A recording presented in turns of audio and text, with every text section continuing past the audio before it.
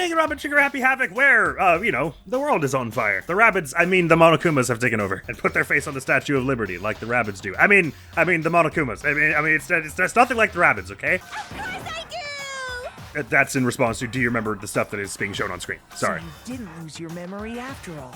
Then why didn't you say something earlier? I only answer questions when someone bothers to ask me. I'm the quiet type, you know? We did, yes. Oh my god, she's the worst liar in the world. More importantly, if you really do remember, what is it? Huh? What's the matter, Master? Do you really not remember the tragedy? The tragedy? Oh no! You seriously forgot? Maybe I can help you remember. With a kiss. It would certainly make things more interesting. I'm sure June could be Answer the on question. board. What happened out there? Well, I can't really say if it happened or if it's still happening. But it was the biggest, most awful, most tragic event in human history. Yes, yes. We heard that part. Why is What? that phrase coming up now? Because it's all because of that event. What is? Are you serious? I'm talking about the way the world is now. Is now? The world's been destroyed, get it? Destroyed? Explain yourself. Tell us everything you know. Copy that, darling. Okay, so this big, awful, tragic event, they started just calling it the tragedy, happened about a year ago. When we enrolled. It was So we're actually all big like a and year so older than bad we that think. Even this murderous fiend went pale at the sight of it. I guess you could say what happened was man-made. But it was more on the level of a worldwide natural disaster. Either way, there's no doubt that it was the biggest, most awful, most tragic event in human history. Okay, so that was this stuff? Rather than the murder at the school? In basically no time flat. The world turned out the way it did, and that's that. That's all there is to it?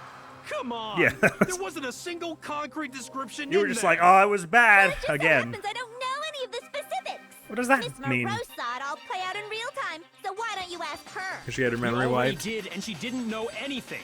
That's why we're asking you. I couldn't live up to Master's expectations! To die!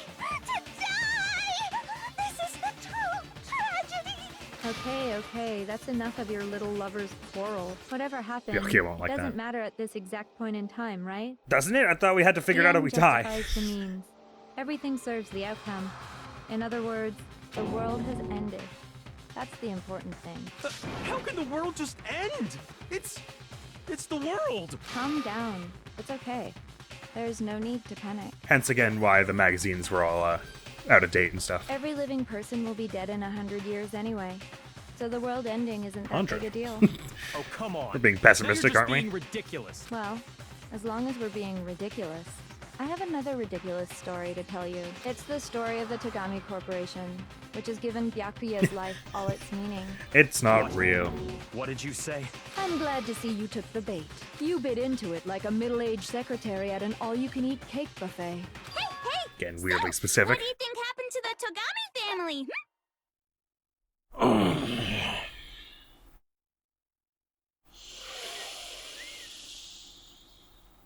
What do you think happens if I run out of time? Does it actually go, no one wants to listen to what I have to say?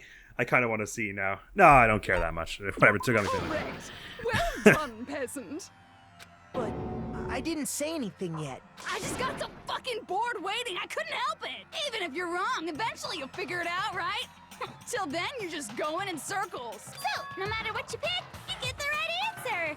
Pretty innovative, don't you think? But do you think it might be a disease? Could have helped at other points in the game. Getting bored so easy, I mean. Do you think I might be sick? It's not the first word I would have used, but it probably would have come up. Anyway, like I was saying, Byakuya's entire lineage has been totally annihilated. What? What the hell are you talking about? I can confirm that his entire family has died. Even the distant relatives. The Tagami name has perished. Right, but like, why would Stop we with these idiotic jokes. believe any of this?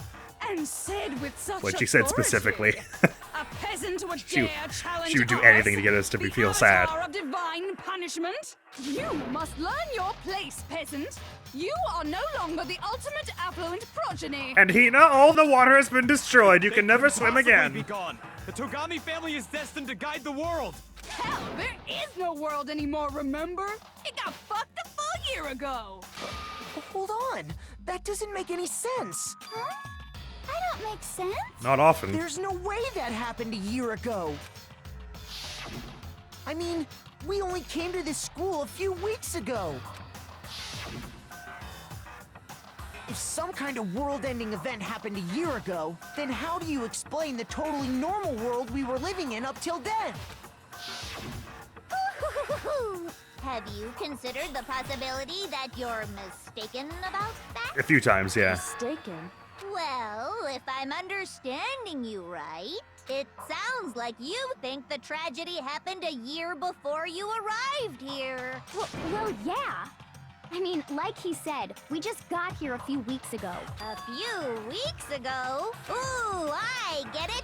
You're saying that what happened 2 years ago actually happened more recently, right? Can you just say what you mean? There's a lot of numbers floating around, and 2 years ago? Well, I mean, you I'm guys getting all annoyed. started attending Hope's Peak Academy 2 years ago. I see. Wait, what? 2 years ago? What is that? What the hell is this chick trying to say? I understand why you'd have trouble accepting it, but in the end, you can't deny the truth. And the truth is, everything is cause and effect. Deny that, and you may as well give yourself up to God. So, you must surely understand all the hints I've given you so far, right? What are the memories I took from you? Of our time at the school. With all your heart and soul. Is what I was going to answer last time you asked the question. To answer. I just don't know what's going on anymore. Still, we have to answer somehow. If we don't, everything ends right here. The memories that were stolen from us. If what Junko says is true, if we first came here 2 years ago. But the rest of us only remember getting here within the last few weeks or so. Is it going to be a hangman?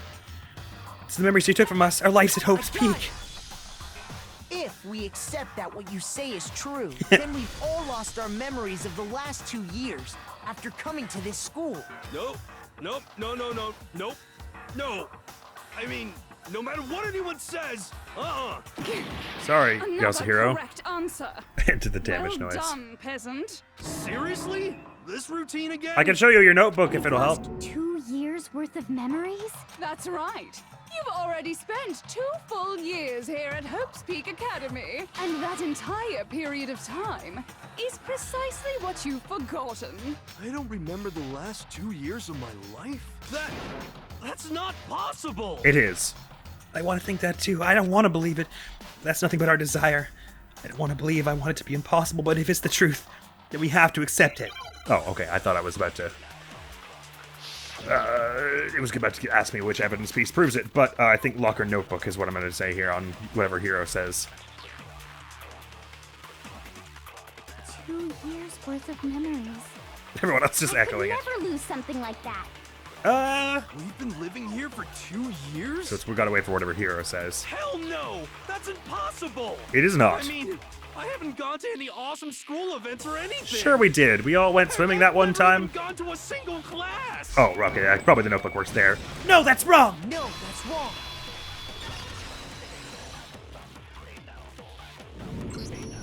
Hiro, there's something I'd like you to take a look at.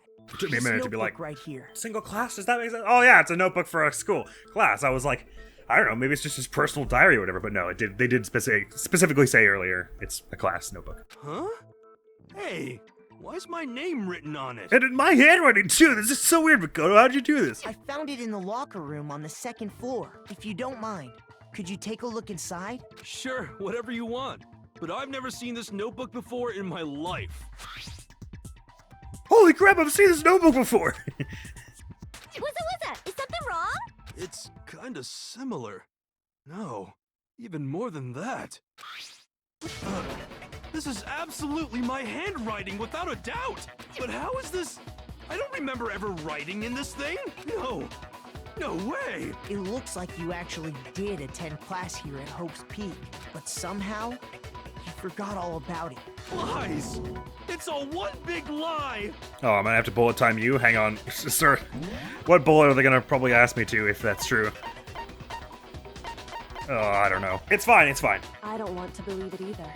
But there's also no explanation for this pocketbook. They're not gonna ask me to bullet him. And It's whose fine. pocketbook is that? It's mine. And the handwriting inside is also mine.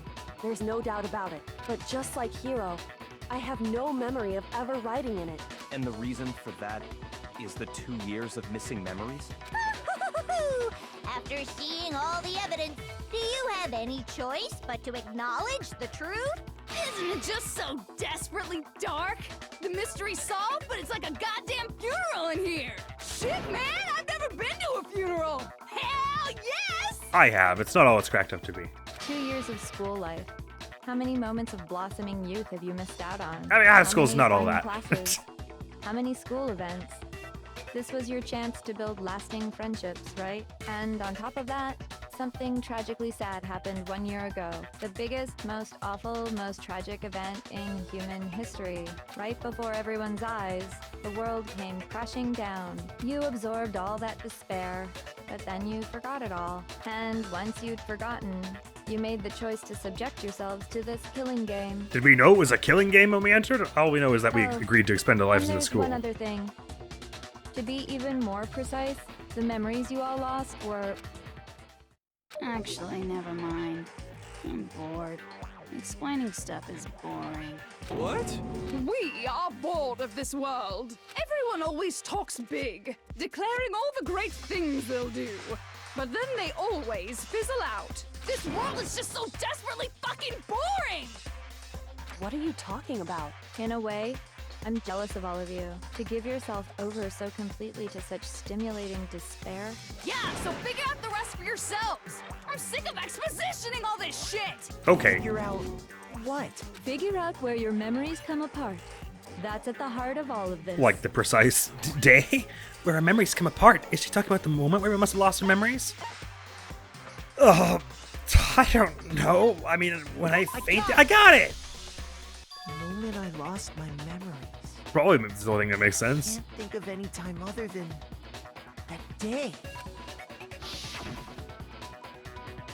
Because it was like a different looking school at that When time. I first came to the gates of this school and stepped foot in the main hall, when I passed out, I was overcome with a strange sensation.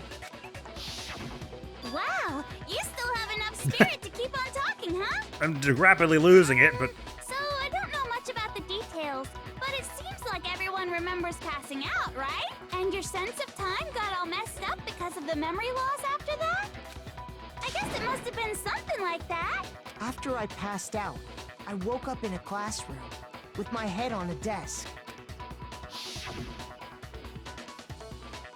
and a pamphlet. I Don't assumed forget not the much Time pamphlet. had passed since I'd collapsed in the main hall. But instead, 2 whole years had gone by. The reason it felt so short was because our memories of the time in between had been completely removed. You got it, honey. 2 years of memories? Poof, gone. Which means, of course, When everyone met for the first time, it wasn't actually for the first time. Unaware of this fact, you took the time to introduce yourselves to each other, But by that point, we'd already spent 2 years Yes, together at the I school. understand what it means that we lost our memory of those 2 years. I got it, Kyoko. That's what those photos reveal, isn't it? Yes. Actually, that's what the other photos that they dropped for us in like chapter That's 3 what they revealed. But reveal. You were all such close friends. You spent 2 years together, and then you started killing each other. And it was all so you could escape into a world that's already been annihilated. What a terribly tragic tale. Even if you left now, there's nothing you could do to fix it. so why bother with all the stuff you said about the whole outside world relying on this show and watching it and us being the last hope and You're everything? the one who set things up to be like this. I love you all so much. That's nice. What? Once your school life here began, I thought about you constantly. Yes, that's clear. It's only natural that I would fall in love. So, since I love you guys so much, I'll tell you all about it. All about the idea we came up with as the ultimate despair. I did always think Monokuma had a Our bit plan of to an bring despair obsession with to all everyone. mankind. The ultimate despair? All mankind. Let's go back in time 2 years, okay? Back to when everyone first came to this school. School life during that first year overflowed with hope and happiness. Right? I thought we discovered this. Boy, it was just the worst. Everyone was enjoying themselves so much. You were all having the time of your lives. But that couldn't last forever, of course. The peacefulness only made it through that first year.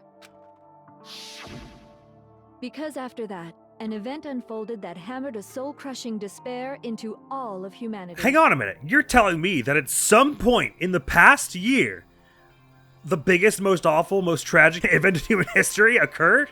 Why didn't anyone bring this up before? The biggest, most Is it my mind, or is tragic like event in human history. The tragedy. does every fifth line in this case repeat itself? All the hell is going on? The world's days of peace came to a bloody end. And as you can imagine, the school was no exception. That's around the point you guys woke up here and started this killing game. But you'd lost your memory of the 2 years prior to that. And then 1 year into your happy school life, it was dreadful. I watched it over and over again, and I couldn't stand how happy everyone was. I wanted to give you ultimate despair, but then something, the unthinkable, occurred. It was the biggest, most awful, most tragic event in human history. And a year later, you woke up in this school. But that was about the time that you began the killing game. But in reality, you'd already known each other for 2 years before that point. The tragedy even We should get to the goddamn point! leading to the extermination of most of the students. What I see. are you? What do you mean? The most tragic event in human history. And the ultimate despair that caused it. I can't believe it's all because of just you and Mukuro. Was it some kind of organization? An angry mob? An incredibly motivated family? Hold a minute. A like-minded group of people. 1 year ago, that group brought about the single. Why is Kyoko acting like she's surprised? She's the one who told us this. You have a point. I don't understand. If I had to describe it, I'd say it was none of those. How can I put it? It was more of an ideological thing. We're like a cult, basically. Despair is contagious, you know. It's almost like a natural phenomenon. You riled a bunch of people up on 4chan. I got it. Everyone is capable of it, and now the entire world has fallen into despair. In other words, if you see despair as the enemy, then your enemy is the world itself. I just don't understand why. We didn't ask you to try to understand. This was a tangent anyway, unrelated to the matter at hand. Okay, so let's get back to the story. Hope's Peak had taken so much damage. You guys were the only survivors. The We're the only members of survivors. the 78th class of Hope's Peak Academy were the only ones left. And then something super neat happened. Now pay attention, because this is important, and I'm only gonna say it once. 2 years ago, you guys all came to this school. And a year after that, the most awful, most terrible, tragic event in human history happened. So guess what? To protect everyone who had survived, Hope's Peak was transformed into a shelter. That's right.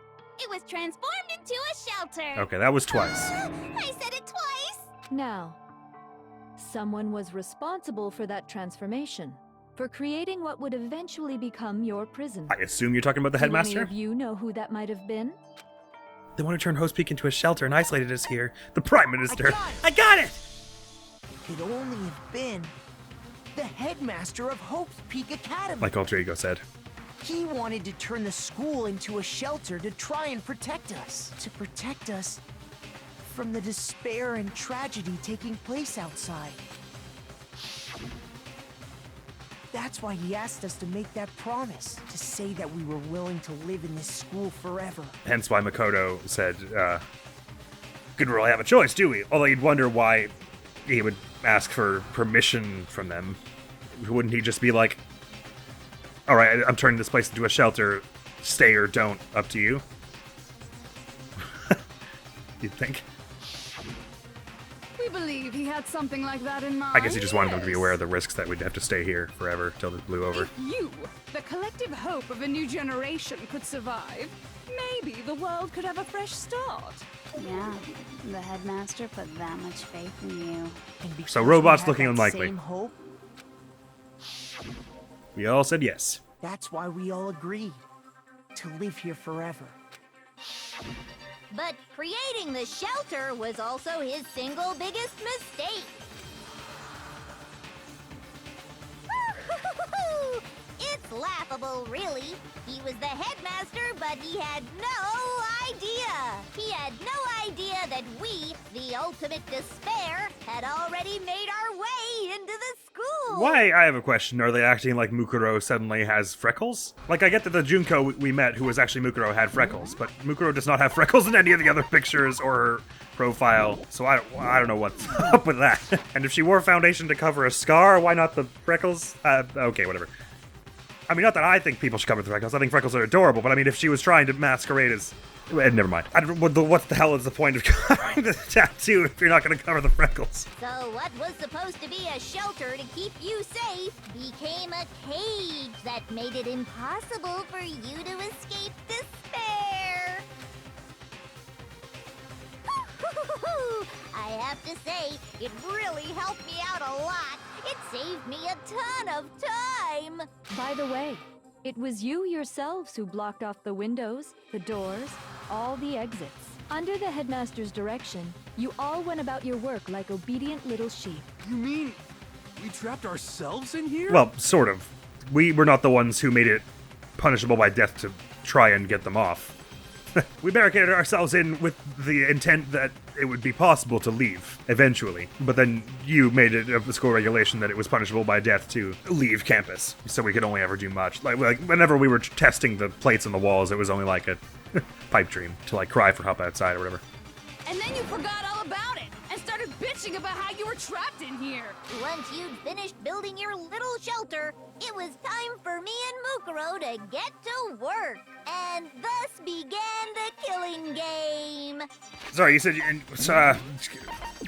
rewind a bit? Okay, you're just saying this seemed like a fun opportunity to make things worse. Okay, you're not saying you had like a particular reason, really, except that we were arguably the world's last hope, and it would be cool to mess with that. But I don't know why, if the world is all being blown up, you're suggesting people are watching TV. Me and Mukuro had come here, spending the last 2 years waiting for that moment. That moment where you all began killing each other served as the climax of our global despair plan. And the only reason you survived the tragedy was so that you could be a part of it. Only let us live? So we could go around killing each other? Is that what you're saying? Why? Why would you do that? Because this was so much more than a simple high school death match. Rather, it was a method to hunt down You're and snipers destroy only. every last remaining speck of hope in the world. What are you saying? Well, it would seem that there's a little bit left out there. A few souls unwilling to give up hope. So I thought I should show them, which is why Well, why don't you tell me? What the mastermind did to show everyone in the outside world, that was... Oh, Hangman? The TV show. Despair TV, is that what we're calling it? What? I've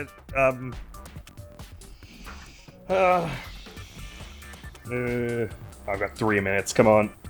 3, 4, C, K, C, U, I, J, D, A...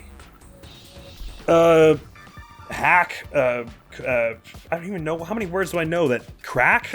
We did crack to show the outside world.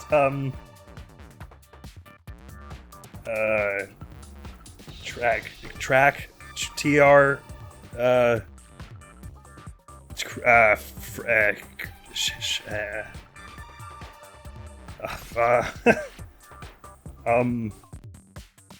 I'm not even sure what the question is. Like, what did we do to... Oh, hijack is probably it, right? As in we hijacked the airwaves. Okay, right, okay. It's gotta wait for an H then. There is surely an H somewhere around here, right? Okay, bang. H, I... It might have been too late to get it. No, it'll probably be fine. H, I... Get back to the J. And then 8. Now I understand!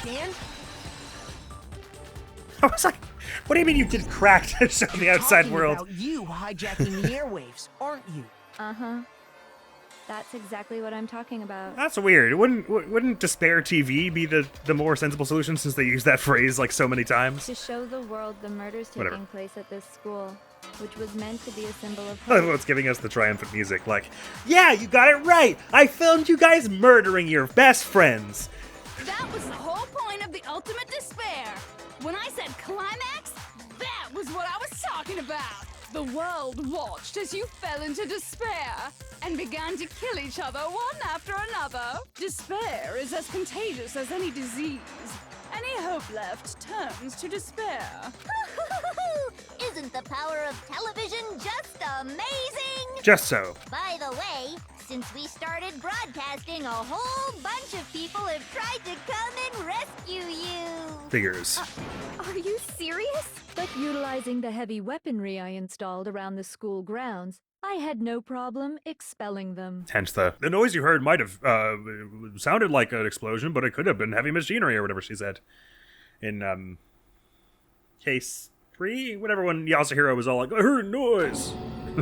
Like the ocean, or whatever he said. I have to thank you all. They were a relentless bunch, refusing to give up on hope and trying to force their beliefs on the world. Bet you feel dumb for saying that all the time now, Byakuya. You can't force your beliefs on someone else. Now you sound like the crazy lady who Gatling gunned a bunch of innocent people and started a world But purge. in the end, I was able to give them the final despair. Death. So you just used us? To bring despair to everyone in the outside world? Well, sure, but I also gave you a second chance at life, right? So it's like, give and take. No, you actually did all your best to remove our second chance at life. Living in here until we run out of food and die is not a second life. Give and take? You're so full of shit! And there's a reason I chose you guys to survive when all the other students were dropping like flies. I mean, we built up 2 years of memories together. You were all my treasured classmates. Sorry, that's a lie. I just figured you'd despair even more when you found out a friend had betrayed you. I'm absolutely torn up about it. Which is what you wanted, right? So, does it make you feel utterly lost and hopeless? I mean, again, I haven't really felt as sad as when Chihiro died and Sayaka and Mondo. Ever since, so you're not doing a very good You job. solved the mystery, but despair at the truth, right? Don't tell me. Did you seriously count on the possibility that we would solve your mystery? And if we did, then what? Our final desire for creating this world of despair was so we could experience one last class trial. If you were bold enough to solve the mystery, only to discover that the truth was utterly hopeless, how would you react?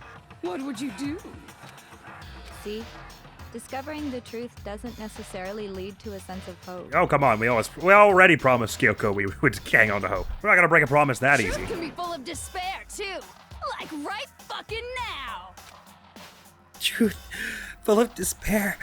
That's... Not to mention, all those motives I talked about were totally meaningless. Yeah, basically, because if anyone actually succeeded and killed and they got outside, they wouldn't I mean, get back with to any the of that world stuff. having ended and all. Meaningless? Then we've been murdering each other for nothing? Yes. And think about it. You chose to lock yourselves up here, then started murdering each other to get out. We weren't just random strangers either. We were classmates. We'd spent 2 years together. Kyoko's really starting to lose it. No, Doesn't make even me I can't doesn't laugh make me at that. feel comfy. We get it. We get it, okay? Even I can't laugh at that, she Totally says. awesome, right? We get it already. So help us. I'll do anything. Just help me. A peasant begging for his life? Oh, how delightful! We've never witnessed such a travesty firsthand. Yasuhiro freaking out, I can handle. Kyoko freaking out, Sorry to say, that makes me worried. begging doesn't Ish. work on I mean, I know. me. That doesn't really matter. It's probably gonna turn out mildly right at the end. All I want is despair, and there's no reason for it. And since there's no reason, there's no argument against it. There's just no understanding it. No argument, no understanding. What better definition of ultimate despair could there be? Wait, hold on. You've just been going on about whatever you feel like, but there's no real reason for us to believe anything you have to say. Huh?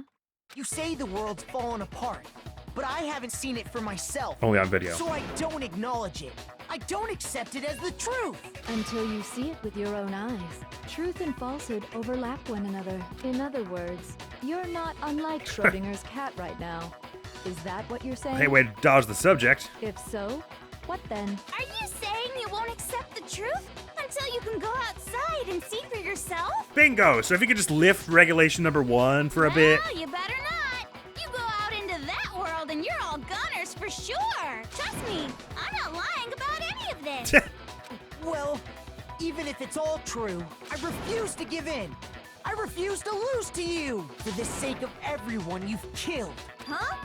Everyone I've killed? Yes. What are you talking about? You're the ones who killed them. What? Even the people you said tried to rescue us and you Gatling gunned them down? I didn't kill anyone. I simply gave you a little nudge in the right direction. You killed Mukuro. And Leon, and yeah, actually, I don't think that's right at all. You killed so many people. And that's all it took for you to start killing each other. You're nothing but bloodthirsty animals. That's why anyone was murdered here, peasant. Say what you want about hope, but we're all creatures of instinct, right?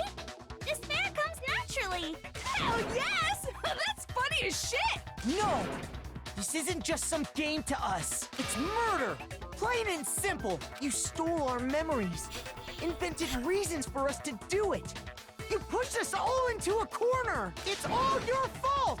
You certainly have a talent for passing the buck, don't you? That must be your hope, huh? But we don't have much time left to keep up this banter. We have to draw things to a close. Oh, thank God. What do you mean? It's going on long I'm enough. talking about the vote, of course. You didn't forget about that little rule, did ya? Oh, and also, since this will be the last vote, I decided to change the rules. I was just about to say, to be that keen to get to the vote when everyone thinks you did it. That's interesting.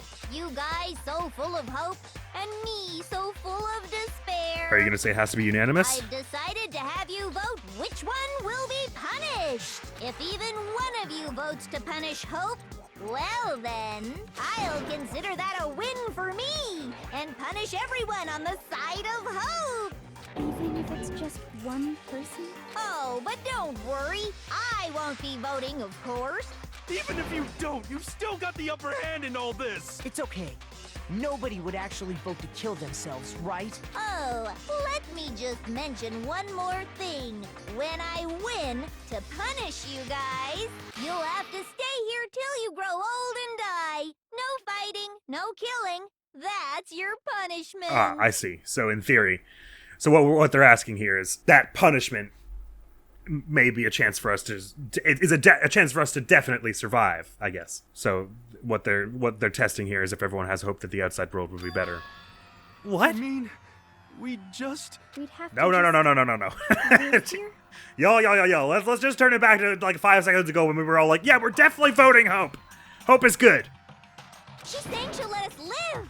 If you're not happy with that, then go ahead and punish me. And make your way to the outside world. Enter a world fallen from grace, where only despair exists, where you'd likely be dead within a day. What are you saying? So no matter what, we're doomed. I'm just gonna save here in case it's another weird one where like I can't tell what the question is, as they're wont to do. Wait a sec! I just got hit with an inspiration bomb! Dying of old age is boring as shit, right? The audience at home isn't gonna dig that at all! So, here's what'll happen. One of you will get to experience an instant, super impressive punishment! Well, remember the goalpost? Can we all just vote Hope already? You can't just... Do you mean to say you'll execute one of us? And I get to decide who's gonna have to suck it down! Makoto, you're up! Me? Yeah, you've been acting up, causing all kinds of trouble. I hate you! How could you hate me if you have nothing you hope for in the world? How could I stand in the way of anything you want? So let me make this clear. Everyone has two choices in front of them. Either execute Makoto and live out the rest of your life in Hope's Peak, or execute Junko and go outside If a single into person Hellscape. votes for Hope to be punished, then only Makoto will receive a harsh punishment, and the rest of you will live here in peace. If, on the other hand, you desire to see us punished, then you must all leave this place. Yes, we'd like to leave, I please. will force you out. ensuring you all die horrible deaths in the outside world. No, we'll take that. What We'll I'm leave, saying please. is, if you sacrifice Makoto, the rest of you will get to live out your lives. No, leave, please. Sacrifice me? But that's... What? Has your resolve softened? Have you lost confidence? Are you afraid of being punished? Well, it doesn't change Makoto's vote, right? Because if he votes punish Hope, he dies. So he... wait, what? How could it soften his resolve? Don't you have faith in your friends? No, that's not it. It's okay. You're right to be afraid. It would seem all of those around you have realized the futility of going against me. Guys, it's so beautiful. Your lovely faces, eroded by despair, have come together as one. Kyoko was eerily silent. I'm sure she's going to be like, everyone, don't be dumb. This would be a dumb way to lose. Besides, Yoko, you could never betray your father, could you? What? Meaning what? I mean, the headmaster's only wish was that all of you would survive, right? I don't know that you're characterizing that exactly 100% right. He didn't know that when we went into this school, it would be like a murder pit. That's why he tried to trap you all. And we have no here guarantee after that you'll all. actually let everyone survive. The least you can do is try to honor your dead father's wishes. Kyoko, One person's despair is enough to seal your fate. Isn't that just the most hopeless outcome ever? So, who do you think's gonna give in? Whose despair is gonna sign your death warrant? I know, but the longer you keep talking in that annoying voice, I think everyone's going to try and kill you. no one. Nobody's gonna give in to despair. We're not gonna lose to you. So boring. Stubborn till the very end, Don't make huh? me bullet time. Well, that's fine. Then let's just hurry up and get it over with. It's time for the final vote. Everything will come to an end. Your stupid hope. And your stupid life. Life's not that stupid. The final vote. This is it. The ultimate confrontation. I have to show everyone. I have to make them remember. I have to convince them not to give up. To live in despair. That's not really living at all. Oh, it is a bullet time. Oh no, wait, it's an argument? Huh? I guess the group photo show, look how happy we all were? Is that what I'm trying to say here? I've got 10 minutes to say whatever it is. It's a As long huge as one. there's hope, we'll never give up. Hope. If I were to die, that would be the end of Hope's Peak Academy. Ellipses. By the way, the air outside is totally polluted. you Yes, know. the air freshener, I got it. The only reason we're okay in here The air freshener, I got it. is thanks to the air purifiers in the physics lab. Okay, thank you. Ellipses. If I die, the purifiers will screech to a halt. In other words, as soon as I die, the communal life you've all been living will come to an end. Sure, whatever. Meh. Hope, ellipses, ellipses, ellipses. This ellipses was All voiced of you with will have to meh. leave. You'll have to go into the world outside, where only death and despair are waiting. We'll chance it. Ellipses. So, what are you gonna do? Will you just die? Is that what you want? Let's hear Kyoko say something inspiring. Oh, well, that's inspiring that I was hoping for. Am I just supposed to say he's gonna be like, there is no hope left in the world. When you sleep, it's on a bed of despair. The world is in despair. You are in despair. If I don't do something, everyone's gonna be consumed by despair. Will I lose health for what? You claim there's no hope left in the world, but if despair is contagious like you say, then so is hope. I'll use my own hope to plant seeds of hope inside everyone else. Since when did I take We damage won't for that? give up. As long as there's hope, we'll never give up. Oh, I'm supposed to shoot hope into... Oh, okay, sorry. That would be the end of Hope's Peak Academy. That makes a little more sense. I thought I was supposed to shoot the group photo and be like, guys, look at all the good times. Don't lose hope now! All my fortune-telling senses are telling me not to leave this place. But to live means moving forward, right? Yes. So even if it's hard, even if we're scared, we don't have any choice, do we? You're correct. That's I hope. want to keep on living. I want to open the next door. There must be something new waiting for me. So that's why, no matter what, I need to get out of here. Damn straight. The whole fortune-telling thing doesn't matter anymore. What matters is my own gut feelings. That's gotta be worth more than 20 to 30%. We Okay. won't give up. As long as there's Thank you, hope, Chihiro, for we'll memorizing never give up. speed. If I were to die, that would be the end of Hope's I might actually run out of times here. I've decided to have faith in myself. Good on you, Yasuhiro. By the way, The air outside is Yes, we're not listening to this bit. I just need to get to the next ellipses. Kerblowing! Don't lose hope! Now! I've been thinking about all this, and I was thinking, at a time like this, what would Sakura do? Punch something, exactly. You should punch Junko. You only She's not the get headmaster stronger after by all, so it's taking fair. Adversity by the horns. Confront that thorny path with enthusiasm. that sounds like something she'd say, right? Sure. No. I think that's definitely what she'd say, which is why yeah! I've made up my mind! We Sweet. won't give up. Uh-huh, and I'll just grab this As hope long as there's again. hope, we'll never give up. If I were to doubt, that would be Uh-huh, the end. uh-huh. The only reason is thanks to the say whatever you want. I've made my decision. Get on, Yaoi! If I died, Sorry, let's get the next person. It's Byakuya, right? Oh, no. Don't lose hope now. Don't lose hope now!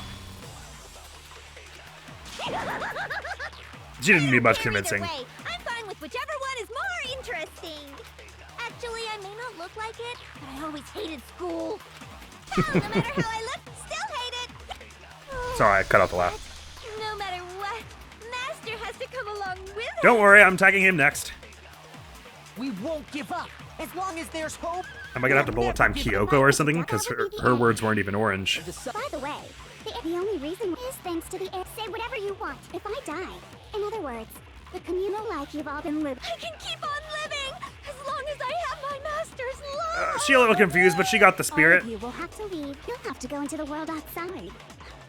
And Kerblooey! Don't lose hope now!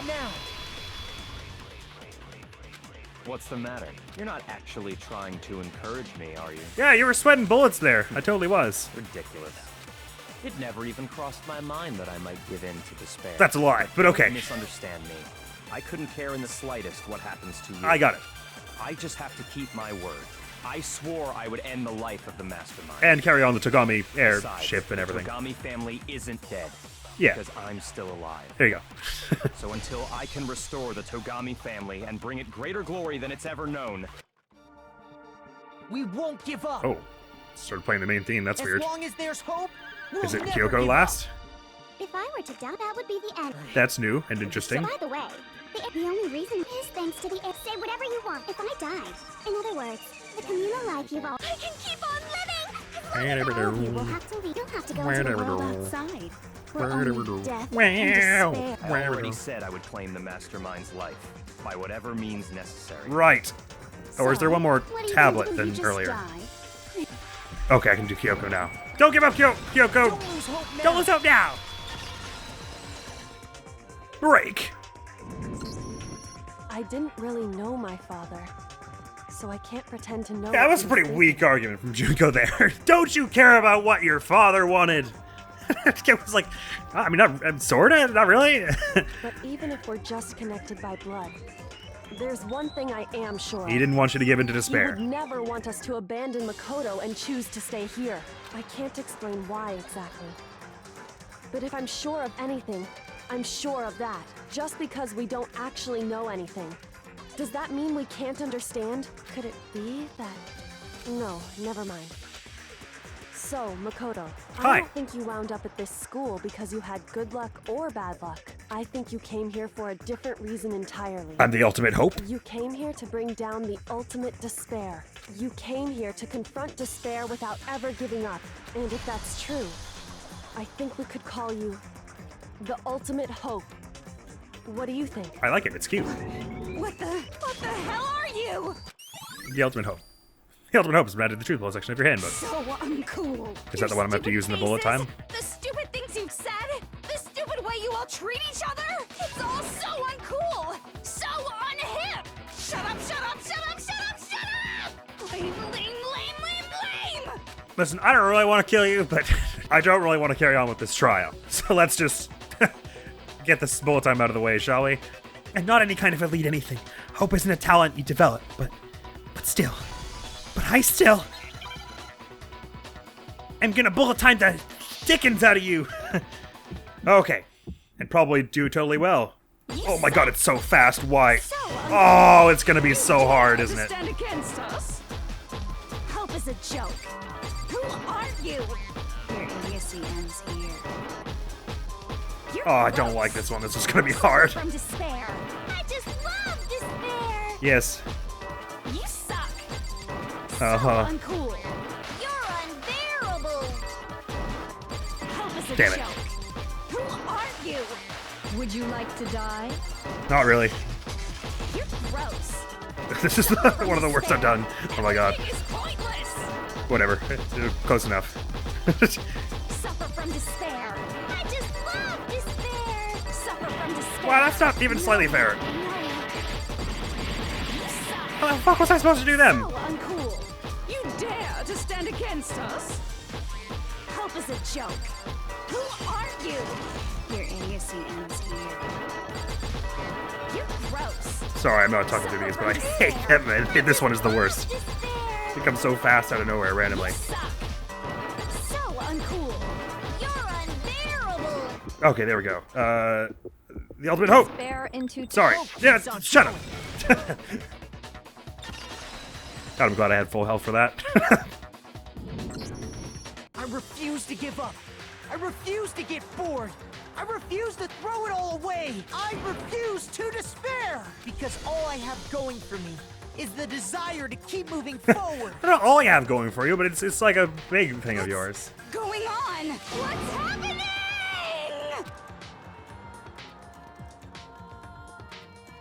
You got an A rank. Probably not, did I? Well, I might have done. Oh, it dropped down to a B in the middle. Oh, it's getting iffy. Ah. Oh no, okay. I got a B on some of those tablets, I see. Are you gonna give me 145 coins for it? Thank you. That'll be useful in the post game, maybe. It looks like we've reached the end. I think it may be time to vote. I'm ready. Been ready. We just gotta pull the lever, right? Good. I'm ready to go. Let's put an end to these trials.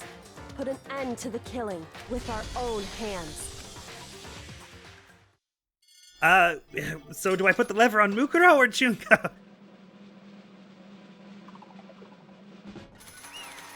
Ta-da! I'm not really looking forward to her execution. I don't think I've ever looked forward to an execution in general, but The hell? Indeed. you've lost, Junko. I lost? I lost? Me? No way! That's It can't be! Um, You still don't accept it? Even the ultimate despair herself is vulnerable to the onslaught of despair, it would seem. But there's no use trying to fight it now! Well, that's just totally the best. Huh? So this is despair. We came to this school 2 years ago, created our incredibly detailed plan. I even killed my own sister for it. To come this far and fail at the very end. It's the most ultimate despair. What are you talking about? Don't you see? I was so hopelessly desperate. I was bored of the world from the moment I was born. That's why I've been looking forward to this so desperately, this once-in-a-lifetime experience. It is my first and last colossal despair here at the moment of death. To have the chance to taste the highest grade despair, the utter failure of my dreams. I'm so hopelessly happy right now. Wait, is she enjoying this? Anyway, so are you prepared to admit defeat? You think I care whether I won or lost? Either way, it doesn't change a thing. Outside is only despair. Inside is only despair. No matter where you go, despair awaits you. That's not true. Not possible. You're wrong. Don't make me repeat Let me myself. tell you this right now. We no longer fear despair. Okay. Because we've decided to enter the outside world with hope. Yeah, Makoto totally seduced us over to his side. Everyone, you said that despair is as contagious as any disease, but the same is true of hope. All you have to do is look at us to see how true that is. Kyoko. No. Stop it! Stop! I hate those faces you're making! See, those awful looks cause me nothing but pain. Causes me nothing but... Grammar's a tough one for me. Fine. Let me just say one last thing. You guys want to get all hung up on the word of hope? That's no skin off my nose, but just be warned. From this point on, one despair after another will stand in your way, no matter where you run, no matter where you hide. Maybe you'll find some hope, but there's a very fine line dividing that hope from bitter despair. Knowing that, you still plan to cling to your hope? Of course, because we... Shut up! That was a rhetorical question! You interrupted my monologue! I'm almost done though, so whatever. Because it's almost punishment time, right? Do you really intend to go through with this? I mean, you were the one who said no wiggling out of it. That was the agreement, right? Hold on. It's not like I want you to die. You don't have to... Stop it! Stop it! Stop it! Stop it! What? How many times do I have to tell you? The act of living brings me no hope at all. All I want now is to taste the despair of death that you only get once in life. So... Don't get in my way! Donkey Kong herself. So this is how the despair of death feels. It's so wonderful. Her eyes are bugging Even out. a tenth of this despair, even 100th. I want every last soul on this planet to taste such despair. I want the entire world to die with that despair in its mouth. All of a sudden, she sounds kind of like Toko. Just the Okay, voice, I mean. let's do this. I've reserved an extra special punishment for last. Let's give it everything we've got. It's punishment time! It's kind of cool how she's using like the same lines as she did as Monokuma. Congratulations! Junko has been found guilty. Time for the punishment. Wasn't even dragged off kicking and screaming. Well, like Makoto, I'm not really looking forward to this, but...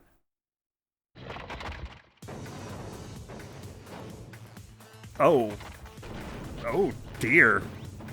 Oh, my. Oh, okay. Spotlights. Oh, an archer range targets. Oh, it's all of them. Oh, I see. It's just all of them. The ultimate punishment. The 1,000 blows. The cage of death. The burning of the Versailles witch. I'm gonna say props to her for tanking the bike thing. Excavator destroyer. So she's not exactly a masochist as much as like a... Just really, really wanted that one sweet release. Peace. But if you survive the other stuff, I don't really know how this kills you. Survive getting hit by the fire truck and all.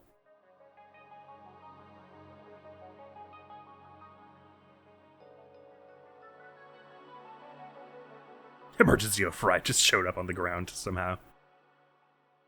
Why is it covered in blood? Like, why is there blood stain around it? As if it just like fell out of her pocket. Miraculously. And that's how everything came to an end. The final class trial. Junko Enishima, the ultimate despair. Life at Hope's Peak Academy. It was all over. Chapter 6, ultimate pain, ultimate suffering, ultimate despair, ultimate execution, ultimate death. All Junkos. Or mostly Junkos. The end. What does it say on the screen there? Oh, no, it was just the title fading out slowly. You received the Monokuma hair tie present. You want to save the... sure. Why not? What could it hurt? But even after saying it was all over, it's not like the building exploded or collapsed in on itself or anything. And it's green, so we don't know what time it is. I guess it's going to be dawn when we head outside. That wasn't the kind of ending waiting for us. Nothing changed. Well, with one exception. The air purifiers turned off. Just like Junko said, they shut off immediately. That was the only difference. Goodbye, Despair High School. Danganronpa. Epilogue. We left the courtroom and made our way to the main hall. Was that emergency override gonna let you out of here? We stood in front of the door. Nobody made a sound. I felt almost absent-minded. This was our epilogue before the final ending. We were stuck there in limbo, unmoving, unsure. But in the end... Hey. We can't just stand around like this forever. At some point, we need to leave. To nobody's surprise, it was Kyoko who broke the silence. Makoto. Would you do the honors? Okay. As if awakened by Kyoko's words, Listen, we've all been awakened by Kyoko's words once or twice in this playthrough, I'm sure. I took out the object we'd gotten. Up until the moment of her death, it had belonged to Junko. In the end, she dropped it before us. I didn't notice her do that. But is that really it? Is that really the key to this door? Indeed. You don't have to read into what she said too much to find the answer. If On the other hand, you desire to see us punished, then you must all leave this place. I will force you out, ensuring you all die horrible deaths in the outside world. So I wonder if the prohibited sign on the black and the white is meant to be like she didn't actually really properly feel hope or despair for the end? Or she denied them or something like that? That's an interesting bit of character design, though, that tie. In other words, I will force you out. She said that just before dropping that. It makes sense that it would be our way out of here. But you never know. Maybe it's actually a switch that's going to make the school self-destruct. I mean, Junko never said specifically that she'd let us leave here alive. But you gotta have hope. it's true. You may be right about that. Maybe! Yes. But even so, it's impossible to think we wouldn't take our chances with it. Yeah, I guess that's true. You really want to just, like, wait around in here? There's nothing to worry about! If something ever happened to Master, I'd take my scissors and jam him so far! Hey, where's the courtroom? Where's the mastermind? It's all over. We're just about to leave the school. What? Leave? We can go outside? And that means me and Master can get married. And then you'll give me a little jewel of a baby. That's enough. Please, stop. That would be a greater horror than anything I've encountered so far. Anyway, Don't worry. I have no doubt that we'll be able to leave here without a problem. But If it's what happens after we get out that I'm worried about. But you know, in the end, I think part of me still thinks serious. maybe when we get out here that we'll see that everything what she said about the world was a lie. On the other side of this door, this world is peaceful as we remember. I got a bad feeling they're not about to show us. A lie, peaceful as we remember. No matter what it looks like, it's still our world. It's where we're meant to live. Yeah, I guess so. And, how do I put this? Unlike this school, the world is really big, right? Since it's so big, I'm sure there must be some despair no matter what. But there also has to be lots of hope, right? in other words, The act of searching for hope to try and find it. That by itself is the true meaning of hope. As long as you have that hope, you can keep moving forward no matter what trouble you may fall into. am I wrong? Is that what you mean, Makoto? Yeah, that's pretty much the gist of it. I don't need any of you to spell that out for me. You know, Junko mentioned that there were still others out there who hadn't cast away hope just yet. Maybe I should find them and make them work for me. To rebuild the world, we must first rebuild the Togami dynasty. I'll go with you. I'll follow you anywhere you want to go. you got it. Well, my first stop is going to be the closest donut shop. I can figure out the rest from there. Hey, What are you going to do if there are no more donut shops? Or donuts? Okay. I'll just get some flour and make some myself. And if there's no flour, I'll just grow some wheat. I get it now. If there's no road, you just gotta build one. Creation. Fate is telling me to remake the world. That's my hope. how about that? I've reached the next stage. The next chapter of Yasuhiro Hagakure's life story is about to begin. Thanks, Hina! You totally opened my eyes. Hey, personal space, buddy. You're seriously creeping me out. Makoto, Come on, Makoto. Even if everyone in the outside world is gone, even if the world is steeped in despair, as long as I have people like you around, I can face forward and keep moving. If we can get out there and do something, have some sort of impact. But what can we do? There's so few of us and we're so small. So what can we do? No, we can probably do anything. Yeah, we can do anything. Let's all turn around. Guess this is goodbye. And goodbye to Sakura. Moment of silence for everyone we lost. That'll do. But hey, if we gotta say goodbye, we may as well do it with a smile on our face. Hey guys, you guys want your fortunes told anywhere, anytime. You just let me know. I am way too far in debt to you already for You that. know how much I hate being annoyed, but if something does come up, you may as well let me know. I can't guarantee I'll actually bother listening. No, we know. You know. I don't know why, but I have a burning desire to start writing. Someone's gonna want to read in the new world. Might be able to pull it off. A story about Master and me, and the others, I guess. I can't say I'm sorry about what happened, but still, it does feel kind of strange. Which thing? Junko's death, you mean? I really don't know what to say. I guess we graduated? Ew. Don't say that. It makes it sound like you murdered someone in cold blood. It looks like hope really is spreading. As long as I never give up, I have to push even harder. I'm going to keep moving forward with hope in my heart. Since I have hope, I can show courage. Since I have hope, I can move ahead. The world can move ahead. The door began to open. My hands, with our hands, hope and despair mingled together, opening the door to the future. The music cut off really sharply.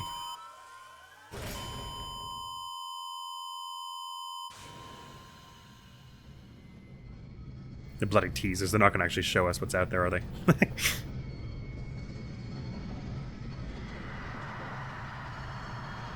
Just have hope that it's something nice. What if I want to see it? It's a 50-hour bloody game. Don't tell me you're not going to show me.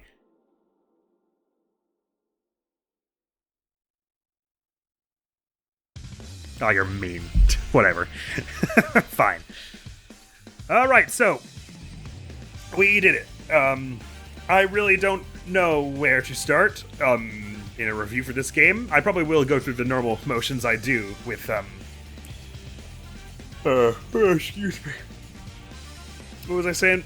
Normal motions of visuals, then music, then gameplay, then story in a bit, but, like, I gotta say, like, I don't... This game is a perfect case study for why in my reviews I generally don't, do, like, a score. Like, I don't give it 5 stars, a 5-star ranking or an out of 10 ranking. Of course, this kind of hits the credits and I start talking, I get the hiccups. Because I think this game is really close to being perfect, but in its current state, I would give it like a 4.2 out of 10. But that's what I mean, is I that's why I don't give the numbers, because that gives the impression I think the game is really bad, which is not true. I think this game is amazing. But, like, I certainly can't give my experience of it anything higher than, like, a 5.5 out of 10, if I were doing that sort of thing. But again, I don't like to do it with numbers, because that's misleading about how good a quality story, product, whatever, I think this thing is. I mean, I think it's fairly obvious. I was voicing my feelings on it throughout. I thought the characters and writing were really incredible. I thought the trials were kind of bad. I think this game for me would have been stronger if the trials were just like not playable. I think I don't know the majority, but like a considerable amount of my problems from this game came from the parts where I was playing the trials. I didn't really find it enjoyable ever. I'm trying to think, is there ever a part where I was like, oh yeah, that was such a cool song, wee! Like, maybe it happened once or twice, but like the most of the time I was just like, God, I wish they would just talk about the story, like go back to the story bits, because I feel like this... Anyway, sorry, I guess I'm getting closer into the gameplay and story roundup. So let's start with the visuals. Visually, this game is pretty perfect. I mean, aside from weird visual oddities in this port, like there's the flickering at the top right, left of the screen, weird flickering at the bottom right of the screen sometimes, and like sprites randomly like glitching out in here and there, and weird things where like they would like crossfade to a different scene and then a character would like flash on screen for a bit. Just like weird little oddities. But that's all in a matter of programming. In terms of visual design, I think the game was pretty much flawless. Took me a bit to get used to everyone's weird pinprick eyes, but actually I kind of dug it by the end. The art style's really grown on me. I really, really like the way the character designs have like dots in them to make it look like it's like part of a shaded manga. Like, you know, because like in newspapers and manga, in order to save on ink, to do shading, they just do a pattern of dots that like suggests shading. And I think that they've used that effect to really good purpose here. Like the characters look, you can take a look at them and know it's a Danganronpa character. You know what I mean? So the character designs are all pretty strong and cool. I mean, it sort of scores more to story and gameplay. I guess it's a bit weird that like I was saying from the beginning that Celeste and Junko both have Monokuma's color scheme, and it turns out I was right for Junko, but they gave Celeste Monokuma's color scheme for like no reason. So I'm a bit like, some of the character designs are just a bit of like, I don't know what the thought process was there. And also the fact that a bunch of people have like H's emblazoned on their outfits, which is like, oh, it's like they're from Host Peak Academy, they've been here before. But then you look back at the old pictures of us from Host Peak Academy and we're not wearing those blazers. So it's like, what the hell? Oh God, Jesus, is that what the man's fantasy scene would have shown us? I don't really want to. Oh, thank God. I'll never be able to unsee all that. Great. What was I talking about? Right, the character designs being a little. I think generally they were good for like showcasing what the character's about and everything, but there was the odd oddity there anyway. In terms of other like visuals, I mean, I don't know, the UI it's all stylish and the way it like flings into screen or off screen is usually pretty cool. not much to say about it. I love the game is very colorful. It's very vibrant. I like that a lot. Obviously, colorful beyond visually. It's colorful, like, character-wise and everything. But that is what I would say about that. It looks like we're just about the end of the credits as I'm finishing up what I'm saying about the visuals, so I'll carry on with the music after whatever comes next, if there's a post-credit scene or what have you.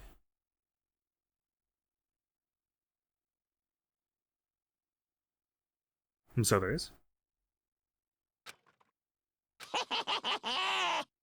Interesting. Things are getting very interesting indeed. Like I said at the beginning, I'm not a teddy bear. I am Monokuma. And I am this school's headmaster. So Kyoko's dad's alive and is in the Monokuma control room or something? I don't know what that was about. You received the Easter egg present. Oh, thanks.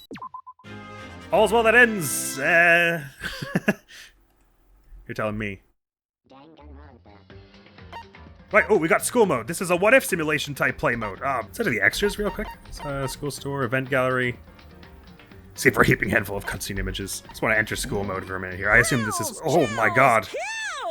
Dangan Academy, enchanting, purely prismatic souls. Let's just hit new game and see what this is, shall we? If this is going to be like a simulation mode where we can get to all the support conversations, that'd be neat. If it gets too far into it and it's clearly something else, I'll back out of it, don't worry, and we'll save it for another time. But I'll just leave it here as I carry on the rest of my review. So, music-wise, this game is perfect. The music is absolutely incredible. I don't have much more to say about than that. I mean, the music bumps. There's that cool, hopeful theme we had right at the end there. There's the really amazing trial music. The investigation themes are banging. The happy theme we're listening to now is all great. I mean, it's genuinely just all very, like, unique and wonderful. It very much captures, like, the normal, like, theme when you're walking around just, Hope's Peak, and it's not the happy version on free time, but it's just that, like, groovy, sort of moody piece. It captures the mood of this game so well in that, like, it's a terrible situation, but there's hope brewing in it, and relationships can be forged under those circumstances and everything. I mean, I don't have a lot to say about music because it was just, like, flawless, basically. It's amazing. Oh, that like danger theme, like the one that's like the panic theme, basically, is incredible. Totally, it captures, especially it really captures the mood effectively in chapter 1. Just this utter and total catastrophe and like defying of expectations of the characters, not of us. We obviously knew what we were getting into, sort of, but it captures that like calamity of like, oh, shit's going down really well. And that's about all I got to say about the music. Moving on to the gameplay. I mean, the gameplay and narrative are, of course, sort of intertwined here, so I'm going to be sort of jumping back and forth. Yeah, I mean, I sort of don't mean to belabor the point, because I feel like I've voiced a lot of my grievances enough. I think the thing that gets me is, I was really hooked on the story in this game in Chapter 1, as you all will probably remember. I even called myself addicted before we had the first trial, and I meant the hell out of that when I said it. And then the first time we got to the first trial, I was like, why does this game suck? And I feel as though the trials are very, very often... Well, it's a weird vicious cycle, because I felt like the story stops dead in the trials. I didn't feel like, in the majority of them, it's only really around like the latter 20% where it's like, oh, okay, we're starting to see character motivations come through. And before that, it's like endless, even hours sometimes of, so are we sure we even know who died? I mean, can we be sure? Is Kyoko even still alive? Can anyone think about what the murder weapon might be? And it's like, well, there was a bloody knife at the scene. Could that have been it? And like, it's like they're trying to slow walk you to the conclusions, but in doing so, they slow walk so slow that by the time they get to the point where like they're actually asking you a question, I'm like asleep. I'm like, weren't we just like discussing whether the sky is blue or not? And of course, I'm not paying attention to any of the character stuff in that. It's, I mean, I'm getting a good laugh out of some of like the jokes that are character based and stuff. But basically, all throughout the trials, I was just overcome with this sensation of I really would rather get back to the point where we start like digging into why whoever did this. The trials are basically to delay you from that satisfaction, and then it always feels like, because the trial prior to that point is like an hour and 50 minutes, then when you get like a 7-minute expose at the end, it's like, I went to go help Chihiro working out, but then he reminded me of my promise to die because he was strong where I was weak, and then I got mad, and then I kind of snapped a bit, and then whatever, and then he's dead, and whatever. And it's like, well, that was the interesting bit. I wish we could have spent an hour and 50 minutes on that. I don't know how that would work in gameplay, but that's why it doesn't need to be gameplay, does it? See, this is excellent genre of where if you just want to have like a lot of talking and the odd choice for the protagonist, where you don't actually need a whole lot of other gameplay. It's called a visual novel. You might have heard of it because you made one. So I don't really see why, like, the trials I didn't find satisfying enough to warrant playing them as much as I was forced to. I would have, and that's surprising to me, because when I heard that they added like an auto solve mode to one of the Ace Attorneys, I was like, what the hell is the point of that? Who would want to do that? But I did eventually come to realize, and now it's even more solidified in my mind, that, well, I mean, Ace Attorney, I think, generally does it better. The idea of a story being told concurrently through gameplay in the trials a lot better, because, well, first of all, because the trials are better put together. They have way fewer times where, like, the answer is something stupid, or they want you to say it in a stupid way. Not that it never happens, it happens, but it's a lot more lot easier to get invested in the trajectory of a trial, which leads into the trajectory of the character stuff, when you can and get invested in the trajectory of the trial, because the logic, it flows. But beyond also just the fact that the logic is often very weird in that there'll be more than one obvious solution, or... And Ace Attorney does this sometimes as well, where the solution is obvious in the writing, but they don't want you to come to it yet. They want you to come to it after everyone else has deliberated for a bit. Like, for instance, I don't like to use the term idiot plot. This game feels like some of the plots are a bit of idiot plots. Like, there's no reason for Kyoko not to show the Class 78 interviews to everyone? Really? Like, I get they think that one of them is the mastermind, but... if she's seen the class trial video, then she already knows that Mukuro and Junko, like, the thing that went on there. So she doesn't bring it up, I guess, because she wants everyone else to find it out. But then, and then you think about it harder, and it's like, how did she even watch it without Monokuma cutting her off? She snuck somewhere in the middle of the night. In that case, why didn't she bring everyone? And then, like, it's always little things like that where, like, the mystery in and out of the trials, it just feels so, like, I meant to think that this mastermind is some absolute brilliant galaxy brain, has thought of everything in advance, and then it's just like Kyoko sprinted up to the headmaster's room and the headmaster didn't notice. It's like, what do you mean? Why did they look at Makoto instead of her? And of course but anyway, sorry, I digress somewhat. There's gonna be a lot of bouncing back and forth because it's just like, it's one of those things where I don't have a clear picture in my mind of every little thing that bugged me about it. I just know that there was like some swirling fury in me throughout like a large portion of this game. But the broad strokes of what I'm getting at is the trials, and actually I would say the mystery of the school overall didn't grip me enough to where it and the character stuff were keeping me going in tandem. It was like, whenever they bring up the mystery of the school, I'm like, whatever. Like, can we get back to the character motivations and development and stuff? I always felt like I was fighting this game for the screen time of the stuff I actually cared about. Another note about the trials, this is much more minor, but, like, there's something about, like, it's comprised of a bunch of different mini-games. I didn't think that was necessary. I get that we want it to have its very own, very unique identity, because this game is very, like, off balance and, not off balance, but offbeat. That's the one I mean. It's unique.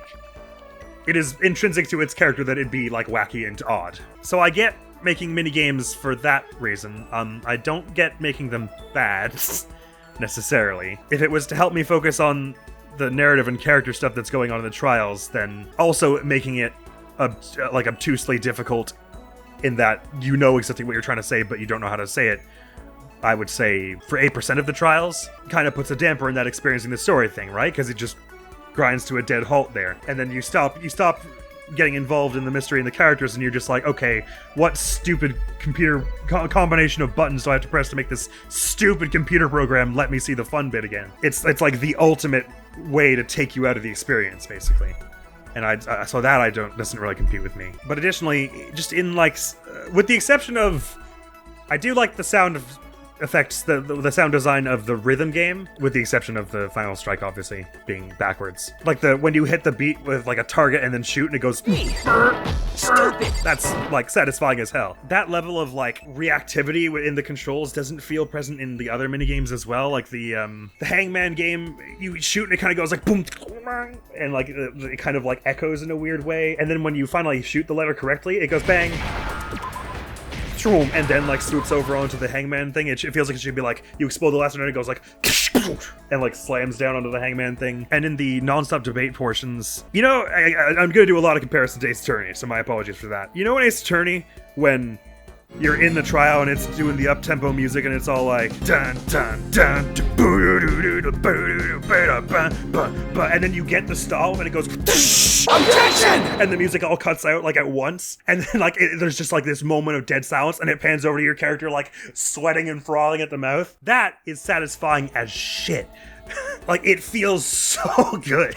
I can't like, and it didn't dawn on me quite how good Ace Attorney is at that until I played this game. It's not that this game is like bad about it, but the way it goes about is like, once you've found the solve and you've either memorized the thing or just loaded the correct truth bullet from your arsenal, you find the right one. It goes, you shoot and it goes bang, and then after a moment the text kind of like drunkenly swoops on screen towards it. The hitboxes are all wrong on it also. It'll like get stuck on a purple line that wasn't even close to it. But if you manage to get the right one, then it goes and there's like a sort of weak explosion noise, and then the text kind of goes through it for a little bit more. And then after a moment, there's like a sword clashing noise, ka-ching, ka-ching, and then Makoto's face pops up and it just sort of not really synced up. He says, no, that's wrong. And then it goes away, and then the screen gets cracks in it, and they kind of fall away really slowly and weirdly, and then break slowly fades in on screen, and then fades out, and then it fades, like cuts to the next scene, and then the music stops dead like there, and then like half a second later everyone starts talking. It just doesn't feel like it doesn't have the same punch as objection, basically.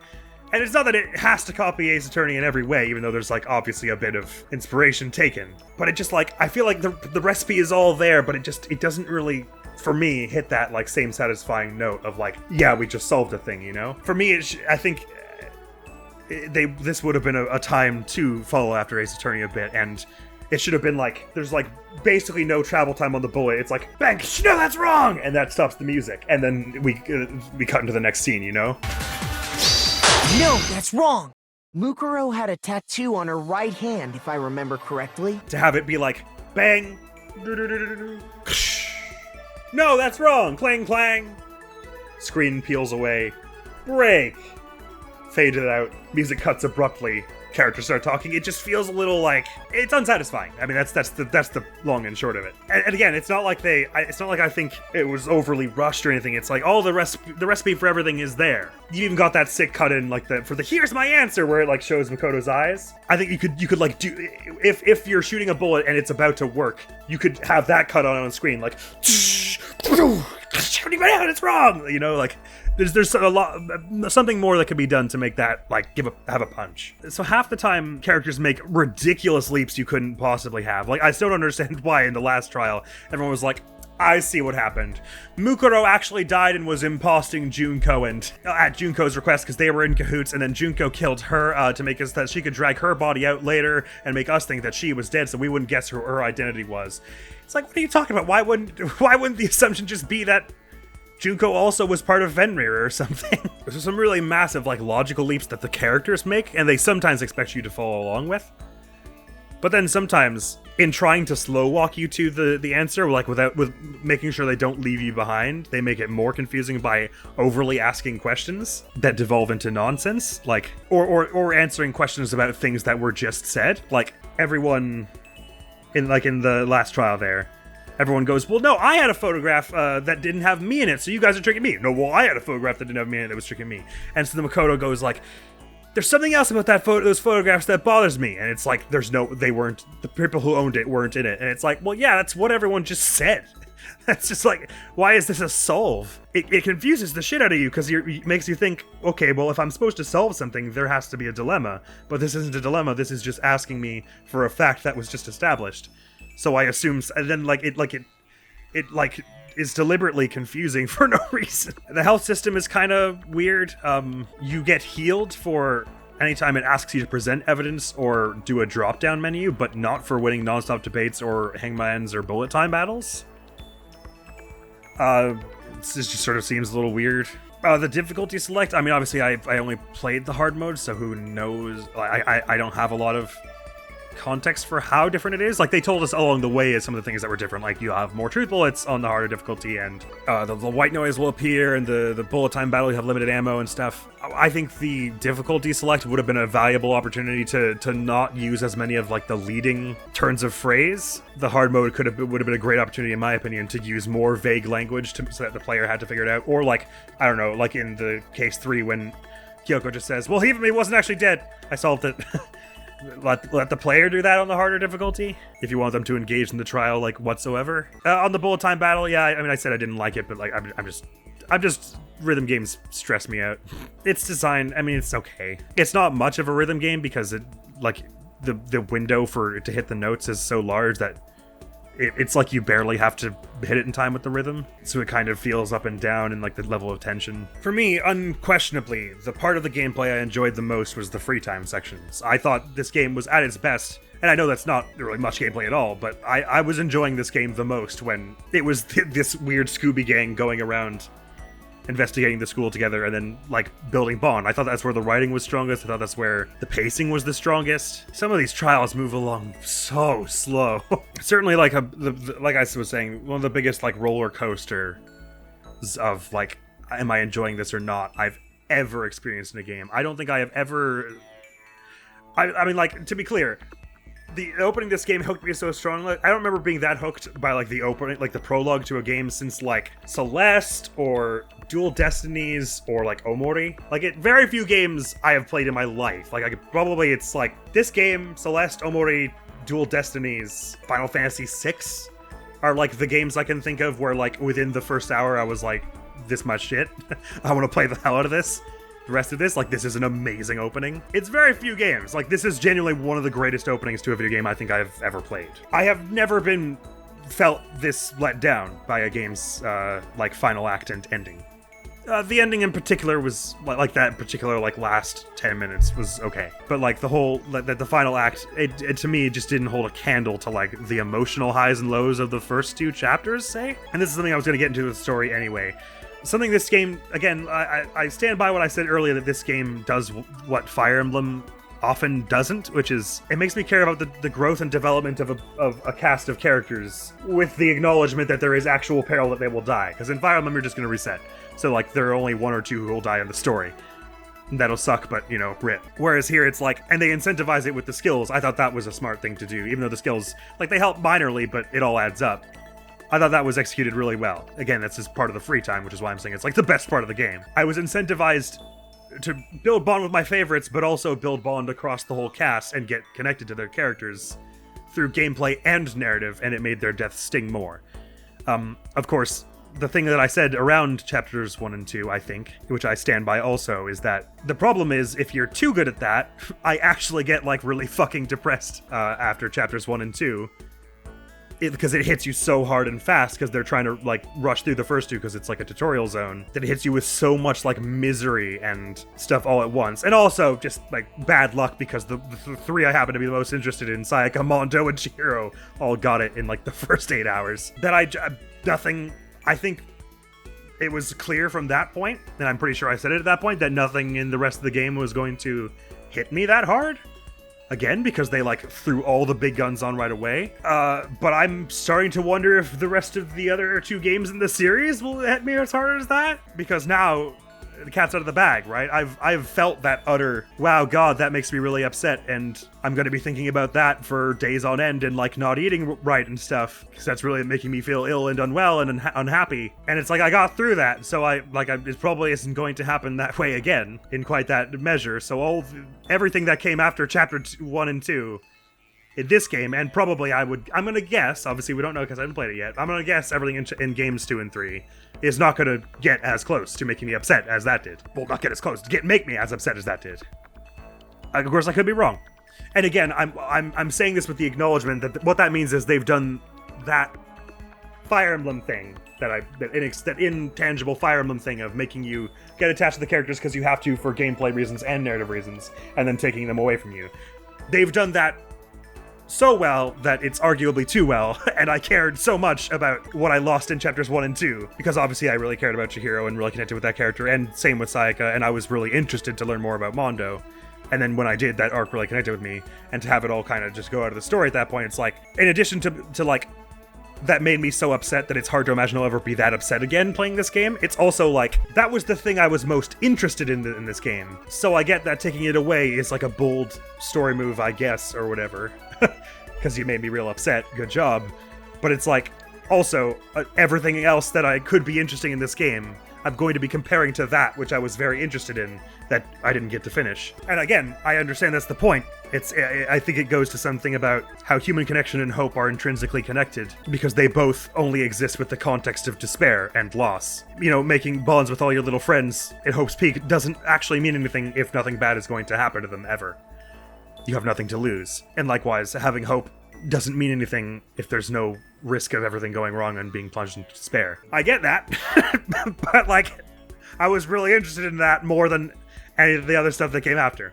Like Sayaka's arc of being like an idol pop star, someone who is meant to spread artistry and happiness, but who, behind the scenes, is willing to spread misery and atrocity to get that dream. It's such a fascinating character to be able to play with. Chihiro, well, I'll get to Chihiro in a minute, obviously. Mondo, I mean, like, he's obviously putting on a front from the start so much that it's like, what's this guy's actual deal? And you find out that he's actually...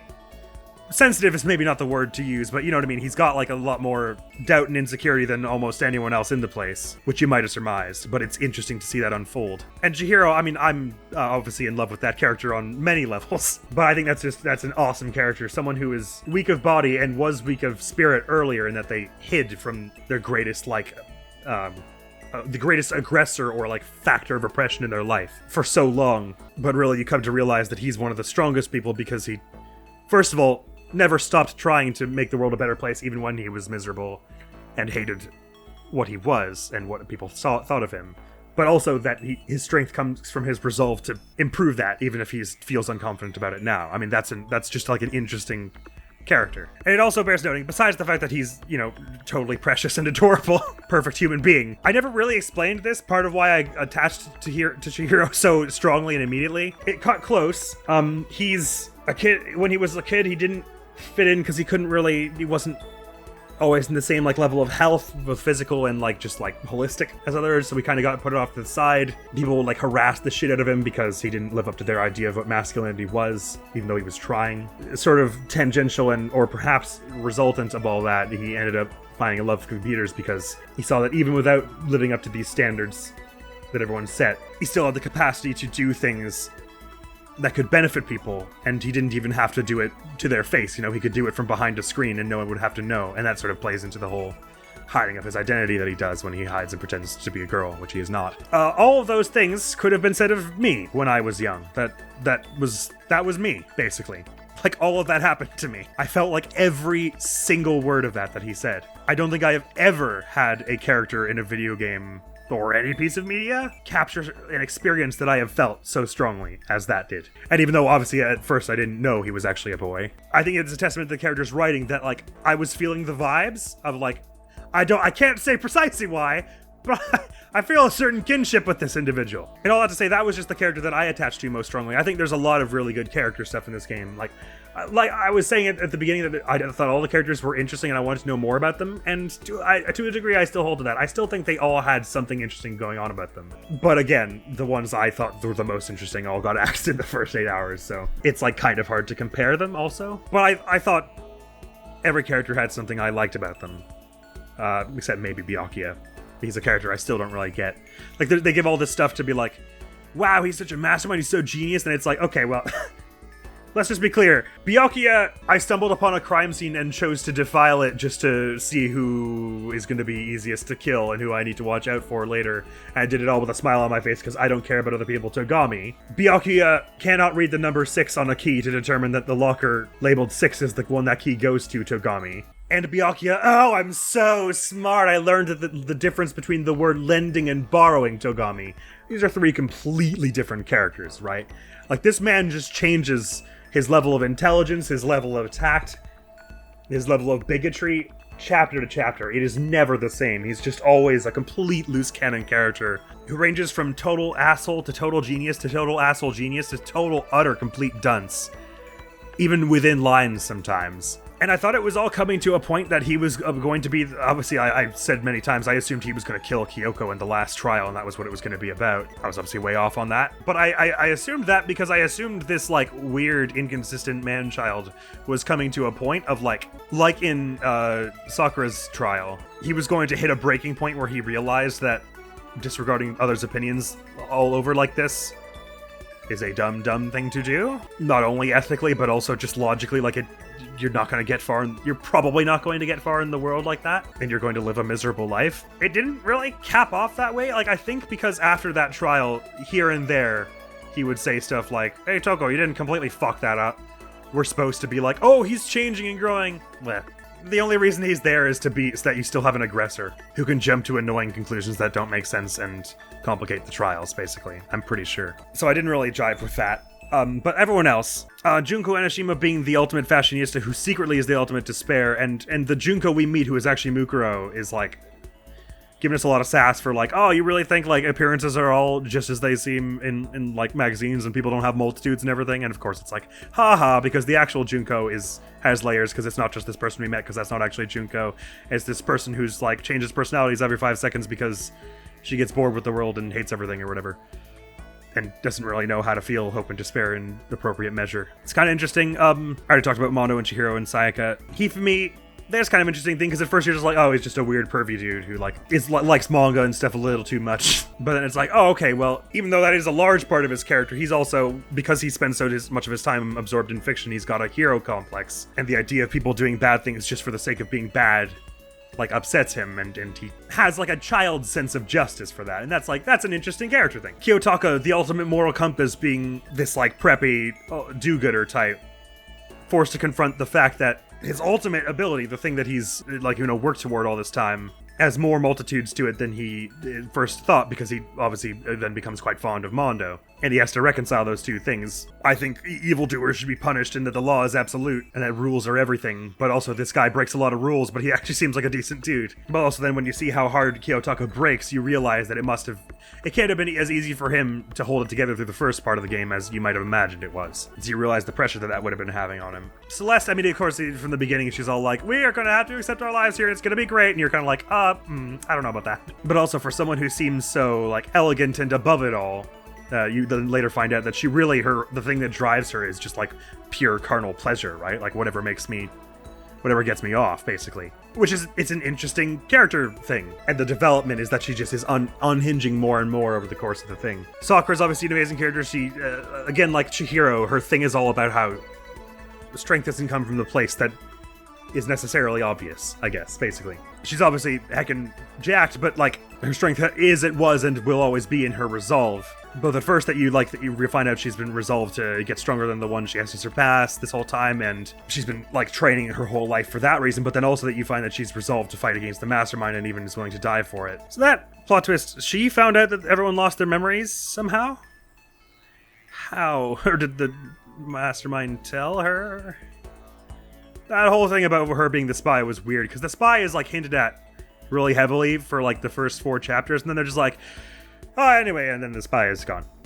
It was Sakura, and then she had to die or something because of the agreement, and then she took her own life, and then that helped everyone because the suicide note, and then, kind of, oh, well then, but then the spy didn't actually, and then they were like, I mean, did the spy actually do anything? Like, maybe that's how Monokuma found out about Alter Ego, but, like, how would Junko have missed Alter Ego? Being, like, carried around by Chihiro the whole time? So, like, did Sakura really betray them in any way?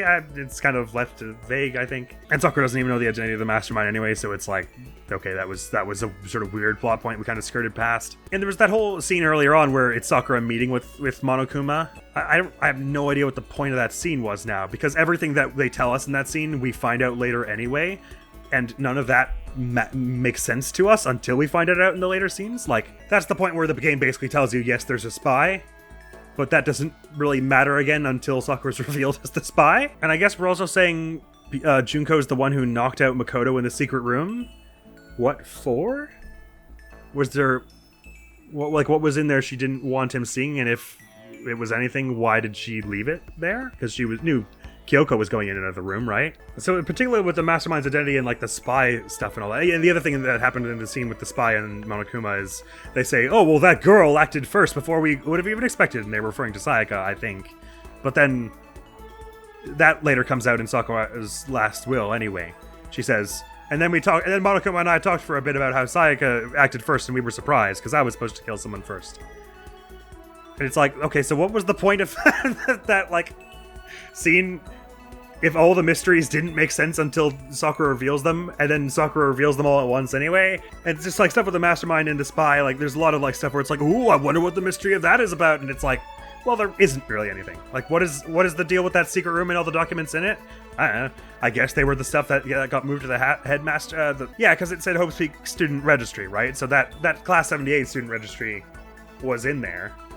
But if that's true, why did Junko let Kyoko get that far? Or is the idea supposed to be that Junko like never monitors Kyoko but only monitors Makoto when he goes out? Or why is it that Monokuma said he couldn't punish Sakura? There's no regulation that says the spy can't be punished, and she was already ousted as the spy at that point.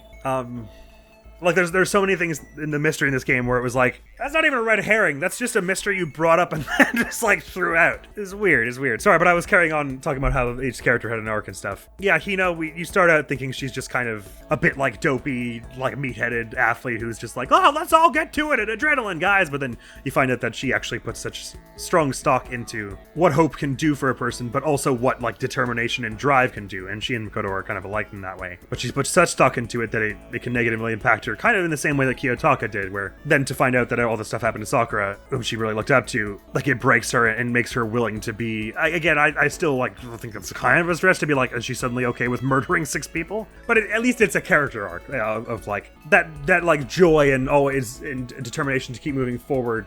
I wouldn't say it's fake at first, but it gets tested with Sakura's death, and then she realizes what the weak points in that mindset are, and then reinforces them. And, like, vows from that point on never to kill anyone. Well, I mean, obviously vows to never kill him, but she vows to, like, keep that hope up, I guess. Hiro is a bit more of a joke character, isn't he? I still like him. He's fun. They kind of try to shoehorn an arc from him at the end, being like, I'm not looking at my fortune telling anymore. This is purely from the heart here. But it's kind of foreshadowed with the way he, at points here and there, like his thing with Alter Ego, where at first he's like, why are you saying you're friends with the computer? And then Hina and Makoto are like, well, he is kind of like a friend, and, like, when you think about what a friend is to us. And he goes, hey, well, you know what, that explanation makes sense to me. Like, he can't really explain why, but it just feels right in his heart. So there's, like, a little bit of that, him learning to trust his gut over some mystical power he can't define, but mostly he's kind of a joke character. Toko and Jill are a kind of weird case. I mean, at first Toko just seems to have a huge persecution complex, and she seems to carry that on throughout. She gets, like, a little bit more, backbone isn't the word I want to use, but, like, self-importance, self-esteem, in a good way toward the end, but, like, not much. The arc there is a bit more of, like, for the player's sake of, like, at first you're like, oh, she's got a persecution complex because she's shy, and then you're like, oh no, it's because her other is a serial killer. And Jill doesn't really have an arc either. She's mostly just comic relief, which sure says something about the state of affairs in this game, doesn't it? Kyoko, I thought Kyoko was a really good character, but her arc is confusing as hell. Because at first it's like, she doesn't let anyone in because she doesn't trust anyone, and also she doesn't really know what she's feeling either, because she's lost memories. Then she starts finding stuff out, and then there begins to be sort of an arc with her and Makoto that's about, like, them kind of trying to meet in the middle, because he is fairly non-confrontational and just kind of goes with the flow because he kind of admires her, like, strength of character and everything. So anytime she doesn't let him in on something, he's just kind of like, okay, because he doesn't really like arguing with her, and she doesn't let him in on it because she doesn't think anyone else can be trusted with that information. And that kind of starts to meet in the middle eventually with the whole thing with the secret room and everything, where she goes on a limb to trust him, but also went out on a limb and got him into a dangerous situation, and then he won't tell her about Sakura, and so then she sort of gets to see how it feels. And it's also a bit of like okay, I'm starting to realize that not only is it like a total dick move to just keep everyone in the dark all the time, but if I don't trust anyone, it's because I have no hope for connection, which means I'm already losing, and we'll never like succeed this together. And so she starts letting him in more, and he starts drawing harder boundaries for himself and saying, like, you gotta tell me some stuff, because this is getting ridiculous. And they both grow a little as people there. And then it's kind of like, I mean, again, I didn't like the way Chapter 5 went, and to me, what it obviously did was reverse both of their character developments in that aspect back to zero. But just hypothetically, if they performed that, if they executed that chapter well, that reinforced their bond in that way. The direction her character takes next is weird. They're just like, she's got daddy issues, okay? And we're gonna talk about that for a long time. And it's like, I get that the whole thing with her father can be, like, related to this idea of connection being a weakness in her mind, and trying to stave that off. And as she staves that off more by bonding with Makoto, she unintentionally starts to build a bond with her deceased father now, and that gives her complex and conflicting feelings. But, like, it is explored in, like, a weird way, because they keep acting like it's going to be part of the trial, and they even give you the photograph of Kyoko and her dad, and, like, it just kind of sort of doesn't come up. She just kind of is like, he was an ass and I have no respect for him, but why do I feel conflicted about this? And Makoto, could you give me a moment for a minute? Okay, I'm better now. Anyway, to talk about my dad again, and for like a whole ladder climb, and then again in the headmaster's room, and then I'll mention him again, and he'll be brought up for some reason in the class trial as if there's any evidence that he could be used as a bargaining chip over me. I don't know, it felt kind of weird and muddled Kyoko's character and made her like feel a little less like strong, and not strong as a person, I mean the character a little less strong. Written. It was a weird thing to add in, and again, it's another one of those things where it's like, oh, the mystery, what is the thing with Kyoko and the headmaster, ever since chapter 3-ish. And it's like, well, it's her dad, right? Because there's a man in his 30s, and she's like 20-ish now, because it's been 2 years since we came to Host Peak. So he's like the right age to be her father, and also the only family member of hers she ever talked about was her father in the support conversations, and she said he's overseas or something. In a way that was like, okay, either she's lying or doesn't remember. So it was like, again, it was another mystery. It was like, they posed it like 3 chapters ago, and then they were like, oh yeah, remember that mystery? This is the answer, by the way. And it's like, okay, well, why did you even bring it up before if you were just only going to bring it up when you revealed it?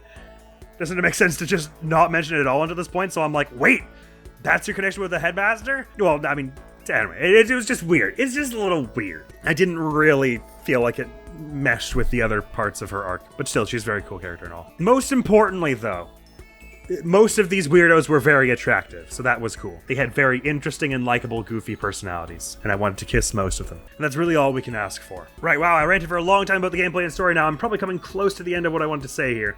I had a whole bunch of notes, but a lot of them are very angry and rambly, because they were written at a time where I was feeling angrier than I am now. Now I'm just kind of like, yeah, the ending was cool. I appreciate the, even though I was making fun of it, because I did kind of just, like, want to see the outside after all this time. Just feel like a bit of a letdown. Like, I get that the point is, like, oh, you have to have hope that it's going to be okay. Yay. But the last trial being, like, again, the whole mystery of the school, and then the last trial, it kind of all, like, spills out at once in a sort of weird and elegant way, and there's a lot of talking and repeating of stuff in a way that, like, is disconnected from a good writing pace that the game has had in other places. Basically, the broad strokes of what they tell you in the end is, so the mystery of the school is that a bunch of super secret bad guys called the Ultimate Despair or something really wanted everyone to feel despair, so they organized a cult and took over the world and blew stuff up. And then the headmaster happened to, apparently this did not at any point warrant the evacuation of students from Host Peak Academy, and quite the contrary, without anyone's permission except the students. The headmaster was like, I'm gonna build a safe haven for these kids. But it just so happened that like 3 serial killers were in the student body, the remaining student body, that is.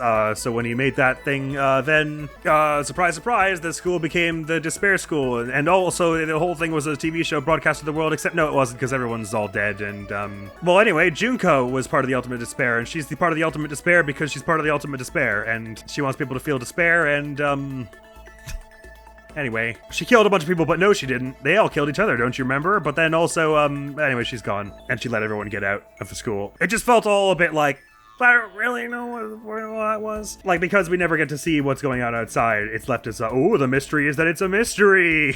It's like, okay, well then what?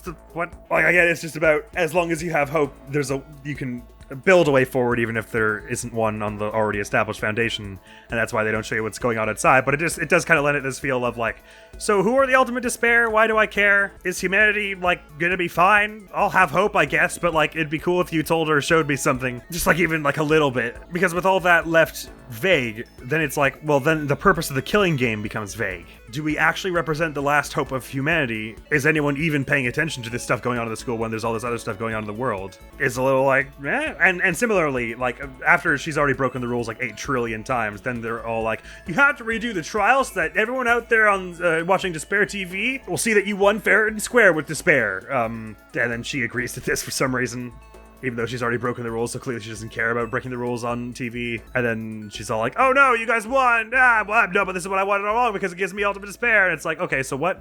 Wait, was the point of that? I don't know. Like, I don't mind that the character's motivation, the villain's motivation especially, be like a little hard to describe because she's a kind of entity that these people can't understand. Because they have hope in their hearts. But it does kind of lend a feeling of, what was that all about, to a lot of the stuff that happens in the story? Which again, is not an evil in a vacuum, or even necessarily in this case, but for a game that delves so deep into misery, where it's a game that deals with, I think there's a place in the world for this, like, whoa, dude, cowabunga, like, totally style of, like, mystery building in fiction. I genuinely do. I'm not certain it's the same place as your story about, like, mass murder, child abuse, suicide, gender dysphoria, bigotry, abuse of people with disabilities and stuff. It's just like, it comes, like, some might say that comes off as, like, a little insensitive or fucked up to write a story that gets into such, like, gritty and, like, upsetting and disturbing and real topics, and then just be kind of like, whoa, yeah, dude, and then it's like, whoa, and then the mystery's like, what, bang, man, was there ever even a school? It's like, what? So you put me through all that shit of, like, watching people be, like, horribly depressed and go through the worst experience of their lives and, like, get abused and stuff, all for, like, cowabunga, right on, brother, keep some hope in that pocket of yours. As the ending? Like, it's not a bad ending on its own, it just feels a little bit like, god damn, dude. I feel like you could have had a story with that ending without reaching those extremes. A little, you know? Like, was it necessary? But overall, I mean, I think the premise is really smart. Obviously, I like the idea of, but before I had even played it, I really liked the idea of a murder mystery that, like, gets combined weirdly with, like, slice of life and, like, cosmic existential questions and stuff. Like, the idea of this game is, I think, like, perfect. And the execution in so many places is really good, but then you just have the little things, like, and again, stuff like in chapter 1, the fact that what they mean is that the water to all the bathrooms goes off at nighttime, which is 10 p.m. to 7 a.m., except for when it isn't. It would then be pretty drastically bad writing to ever, at any point, even once, say the water to the showers goes off at nighttime, right? Because it's misleading. It makes you think, oh, wait, sorry, I must have got that wrong. They must have said it was only the showers. But they say it like 8 times that the water to the showers is the one that goes off. And they only one time say that the water to the bathrooms goes off in a way that is vague enough that it could be interpreted either way. So it's clearly like they're trying to get you to think that it was the showers. And this plays into the story in a way, because it's like, if you say that you care so little about the way that your logic is perceived, then you don't really care about how your message comes across, I think, because the way the logic operates flows into the flow of the whole story, right? So if you don't care about how the logic flows, the story flow is harmed, the message at the end doesn't hit the same. So that it came off as, like, weirdly cynical to me, a lot of this game. But it's like, yeah, hope, right on, whatever. I mean, figure it out yourself. I don't fucking care.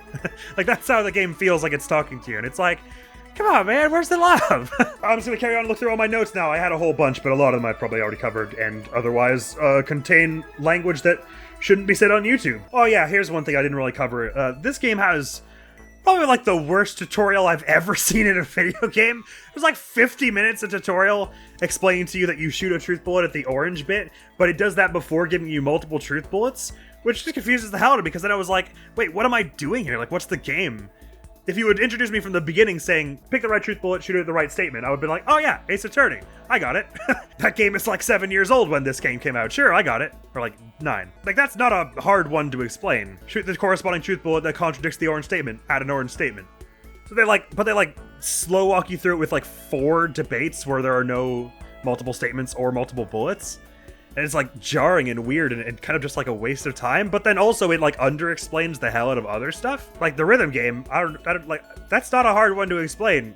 On the beat, you're either pressing right click to target a statement, left click to shoot a targeted statement, or tab to reload. You cannot shoot a statement unless it's targeted. And yet they insisted upon, like, slow dripping that tutorial over, like, 3 chapters? Which made it harder to understand in the long run. It would have been so much easier if they were just like, here's how you do it, you dummy. And to a point, it almost doesn't matter anyway, because I never failed one by, like, screwing up the rhythm game, right? Like, it's kind of...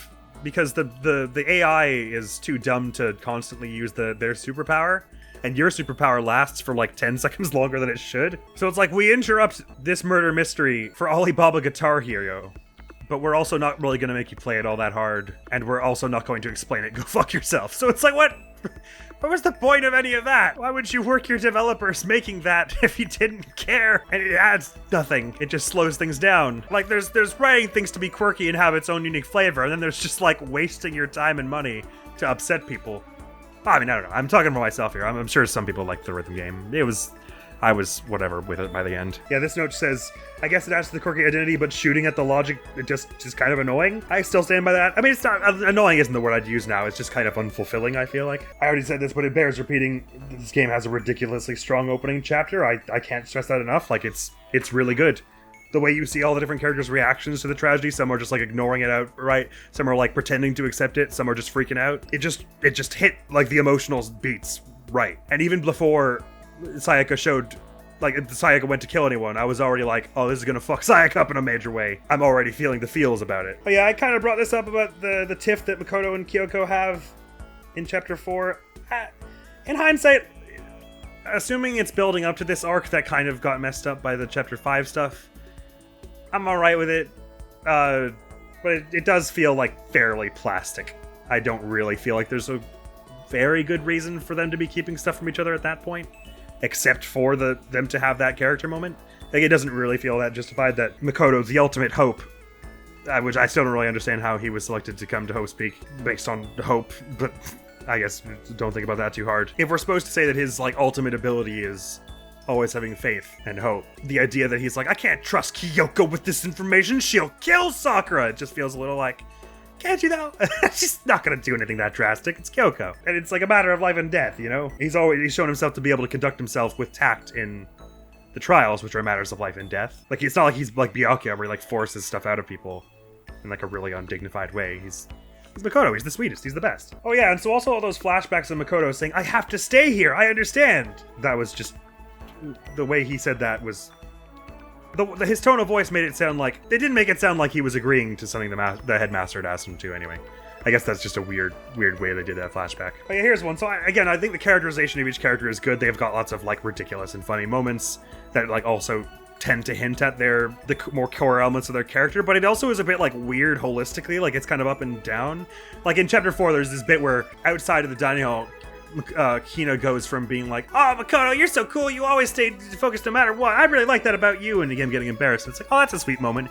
And then Makoto walks inside, and Hina's instantly like, you're a fucking slut, Makoto! You're two-timing Kyoko and Sakura! And it's like, what is happening with this character? What do you mean, Danganronpa Trigger Happy Havoc? So here was something, this is a theory that I had, because there are so many things in this game, like the stuff with the showers, like the weird thing of Kyoko reading the thing out as 5'6" when it says 5'7", the bizarre stuff in Chapter 5, the weird thing where like Hina clearly is suggesting that she was in the dining hall when it was locked, and so you're supposed to be like, oh, she's lying, but actually no, they just kind of meant sometime yesterday. The repository door saying it openly opened from the inside, whatever that was about, as opposed to only unlocks from the inside. I didn't have to lie to get him to agree. Flashback to how she lied to get him to agree. Monokuma saying, I don't have anything against Kyoko. Immediately cut to, now how to get back at Kyoko for that thing she did to me. What it feels like is they did one pass of the Japanese text, which was transliteration, making it literal. What does this literally say? Then they did a second pass that was, let's make it sound natural in English. Add like colloquialisms and make the cussing fit the character and turns of phrase and things like that, which they did a stellar job at, by the way. And then there was a third pass, which was continuity. Like, does what they say in scene 1 match what they say in scene 2? Or even the next line of scene 1? And I don't think if they did that pass, they did it real fast. Because, like, what the hell is with these characters saying? Like, that's the thing, the one that weirds me out the most is Celeste saying, "Pah! I didn't have to lie to get him to agree." And it just like flashes back to the long lie she told him to get him to agree. It's like, what even is the point of that line? It's not like she's lying about having lied, because she then explains how she was lying. Like, I think someone maybe had a bit of something to drink when they were localizing that scene, maybe. And that sort of thing is all over the script in like a weird way. Or like the thing of where it's like, well, so what does this mean, Makoto? Well, it must mean that only 9 people actually died. And they're like, that's ridiculous. There were 10 killings. And it's like, well, a killing is when you take someone's life away. So if there are 9 people dead, that means there were 9 killings. Like, why are we phrasing it like this? So it kind of has the feel that, like, they ran out of time to do that pass in the localization, which, granted, especially in 2010s and prior, the localization flow was way different for this sort of thing. So, I mean, I'm sympathetic if they ran out of time, but, like, it's weird. But yeah, Makoto's inner monologue swapping from present tense to past tense, like, he'll think something like, oh my god, Monokuma, he's right there in front of me. And then the next line will be, that's right, Monokuma was right there in front of me. And it's like, so wait, are we narrating this in the future, or is this his thought right now? Like, the blue text is kind of both. It's both his narration from the future, remembering back on it, and his current thoughts about it, and it's kind of jarring and weird. But that said, most of his inner monologue is written pretty well. The odd thing is a bit repetitive. Like, if you take a shot every time someone in this game says, I waited for what felt like an eternity, it could have been 10 seconds or 10 years. I think your liver will explode by like chapter 3. But mostly his inner monologue, it shows a lot of his like emotional depth, which is really satisfying. It's satisfying to play a game where the protagonist isn't just like dense as mud because they want you to fill it in. I like that you're allowed to come to different conclusions than him emotionally at certain points. Like there's the awesome line he has about Byakuya seems like someone who was dropped onto a battlefield, whereas Kyoko seems like someone who was born on a battlefield. I mean, that's just like a fire-ass line. That kicks ass. And like the way he like really quickly comes to grips and gets what Sayaka is going through in chapter 1, it really gives you a sense of who this guy is, that he's like compassionate and big-hearted and says at the twist, I guess, that he's the ultimate hope, sort of. And while we're at it, Alter Ego as a character is kind of an interesting, this sort of like remnant of Chihiro's goodwill that echoes by the computer also having such a bravery and strength of character as to go to self-sacrificing lengths for their friends. Interesting. Oh yeah, adding on to that chain of weird like continuity things, they like spend like hours typing out responses to the computer. It's like, this is the only way to communicate with him, and then just picks up the laptop and starts talking to it as he runs. It's like, what, if it can hear you the whole time? What was any of the rest of that about? Oh yeah, this is an interesting note. I've never been like a huge fan of the storybook voices approach to voicing lines, and what I mean by this is it's something this game does, and like some of the like the 3DS Fire Emblem games do this. Zelda does it occasionally, where because they didn't have the time, the budget, the drive space, or whatever to voice act the whole game. For other parts, they just have the character go, I see. Yes, that's right. No, I don't think so. Instead of whatever the actual line is. And the reason I'm not, I sometimes bulk at it is I usually find, because you're only recording like 8 or 10 lines or whatever it is for that, you're gonna end up with a line where there isn't a good voice line that captures it, and so it really kind of breaks the tension in a weird way. Like how like Hino would be like, I can't believe you killed Sakura, and the line is just, what the heck? Just kind of like, it's laughable and takes you out of the experience. But for what it's worth, I think this is the game that has done storybook voices the best I've ever seen them, because there are like a lot of actually interesting ones. They're not just, I see, no, yes. That was something that Fire Emblem Awakening does, that like Crom's over there just going, gah,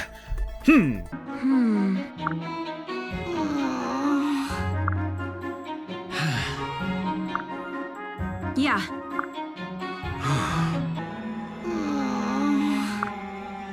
Forgive me. Huh? You may call me Marth. Really? No. Although granted, Fire Emblem Awakening lets you turn them off, so there's that. This game does it better than most, and I would say maybe even the best I've ever seen that approach, because they have a decent variety of lines, and they're not just yes, no, although some of them are like that. Oh yeah, this is something I liked as well. This is a more subtle design choice, but I think they totally could have gotten away with pop-in. Like, you know, like how when you go into a room, it like folds out like a storybook, which is super cool, by the way. They totally could have gotten away with that for the hallways as well. I really like that they chose not to, because even though it doesn't add much to the gameplay in a gameplay flow sense to be able to walk around that thing in 3D space. And of course, as soon as you had 3D space, you had a whole bunch of vectors of failure. So it was a lot of work to do that. But I like it because the fact that you can actually walk around to each room gives the school this feeling of claustrophobia. So you get that like stuffy, suffocating feeling that that the characters are feeling about this school. That it really is this small haven that no one could live there forever and be really happy. It's a little thing, but it does great at building the mood. This note is from partway through the game where I described it as, this game is like going through the best water slide ever made, except somewhere along the line in construction they put 312 mosquito nests on the slide. It's like, okay, would have been better without those, but you still made a good slide. It's not a hard fix, just get rid of those, but whatever. This line, again, I think I already basically covered it, but I feel like there's a weird vicious cycle of sacrificing the story for the gameplay of the trials, but then the gameplay of the trials has kind of been half-assed and sacrificed in favor of doing the story, so you end up with neither. Just kind of stopping and schlepping around for a bit. That's how I felt about a lot of the trials. This note just says, Danganronpa, this is the 4th week in a row you've shown this character's arc just started to get interesting, so we had to kill them because we didn't know how to end it to the class. And of course, I say that knowing they did that because it enhances the despair if the arc ends unsatisfyingly, but they really do it a lot. Wowzer, wowzer, that's the last of my notes. Holy. That's one of the longest review sections we've done in a while. But I had a lot to say. But yeah, I mean, in conclusion, I think this is probably fairly obvious. There's a lot I really, really like about this game, and a lot I really couldn't stand. I think it's an amazing game generally. I think for me, it totally lost me around, like, the midpoint, basically. And it didn't really manage to get me back. I still wanted to, the characters to see how their arcs ended up, and I hoped that they would be alright, but, like, it didn't seem to matter much. Like, I guess what I'm saying is, if I had closed the game after Chapter 3 and said, I hope things turn out, because I have hope in my heart, I would have been kind of at the same place as I am now. Just like, I hope they're alright. And I would have been happier because I wouldn't have had to play Chapter 5 at that point. But yeah, the free time sections, I mean, the game was, in my eyes, like, basically flawless at that time. It was so simple, but it's so compelling and effective, the spending time with the different characters, and just the little, like, character checks of, do you know what kind of gifts they probably liked, and the little odd drop-down menus, and then those character moments were always written super well and everything. And that's basically my last word on the review portion. That said, I hope this is where you get to see the rest of Chihiro's support chain, if there is such a thing.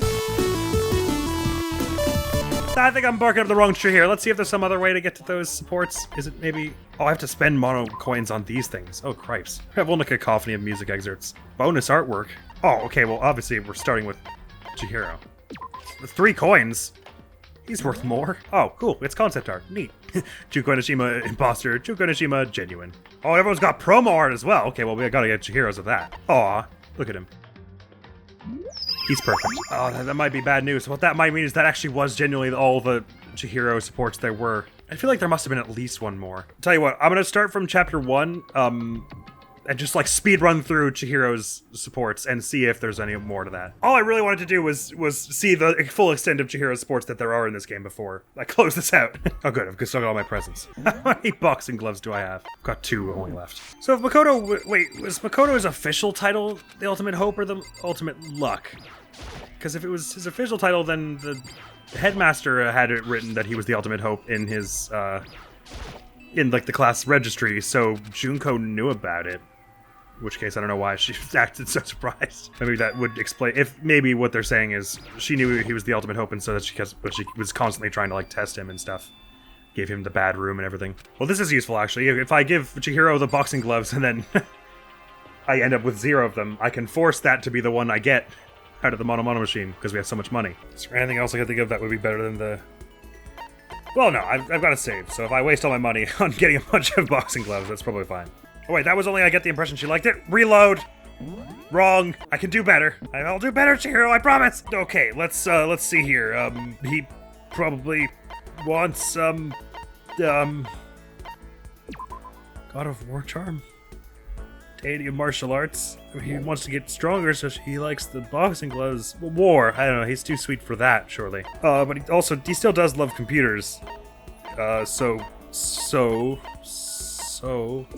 Oh, but what about a sword? What about a bigger sword? What about the fun plane? Thank you. Oh, that's nice. But I can do better. He seems too nice to like a sword, but let's try a sword. All I have to do is find one gift I can give him over and over, so we can see the extent of this chain. Oh yeah, Muramasa, for sure.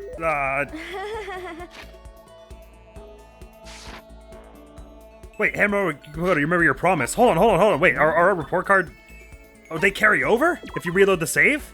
Oh, I didn't realize that. Okay, so I don't actually... Oh, shit. I don't actually have to get it perfect. I could just carry on from where I was. I didn't realize it was like that. Sorry. Okay, so let's go back and...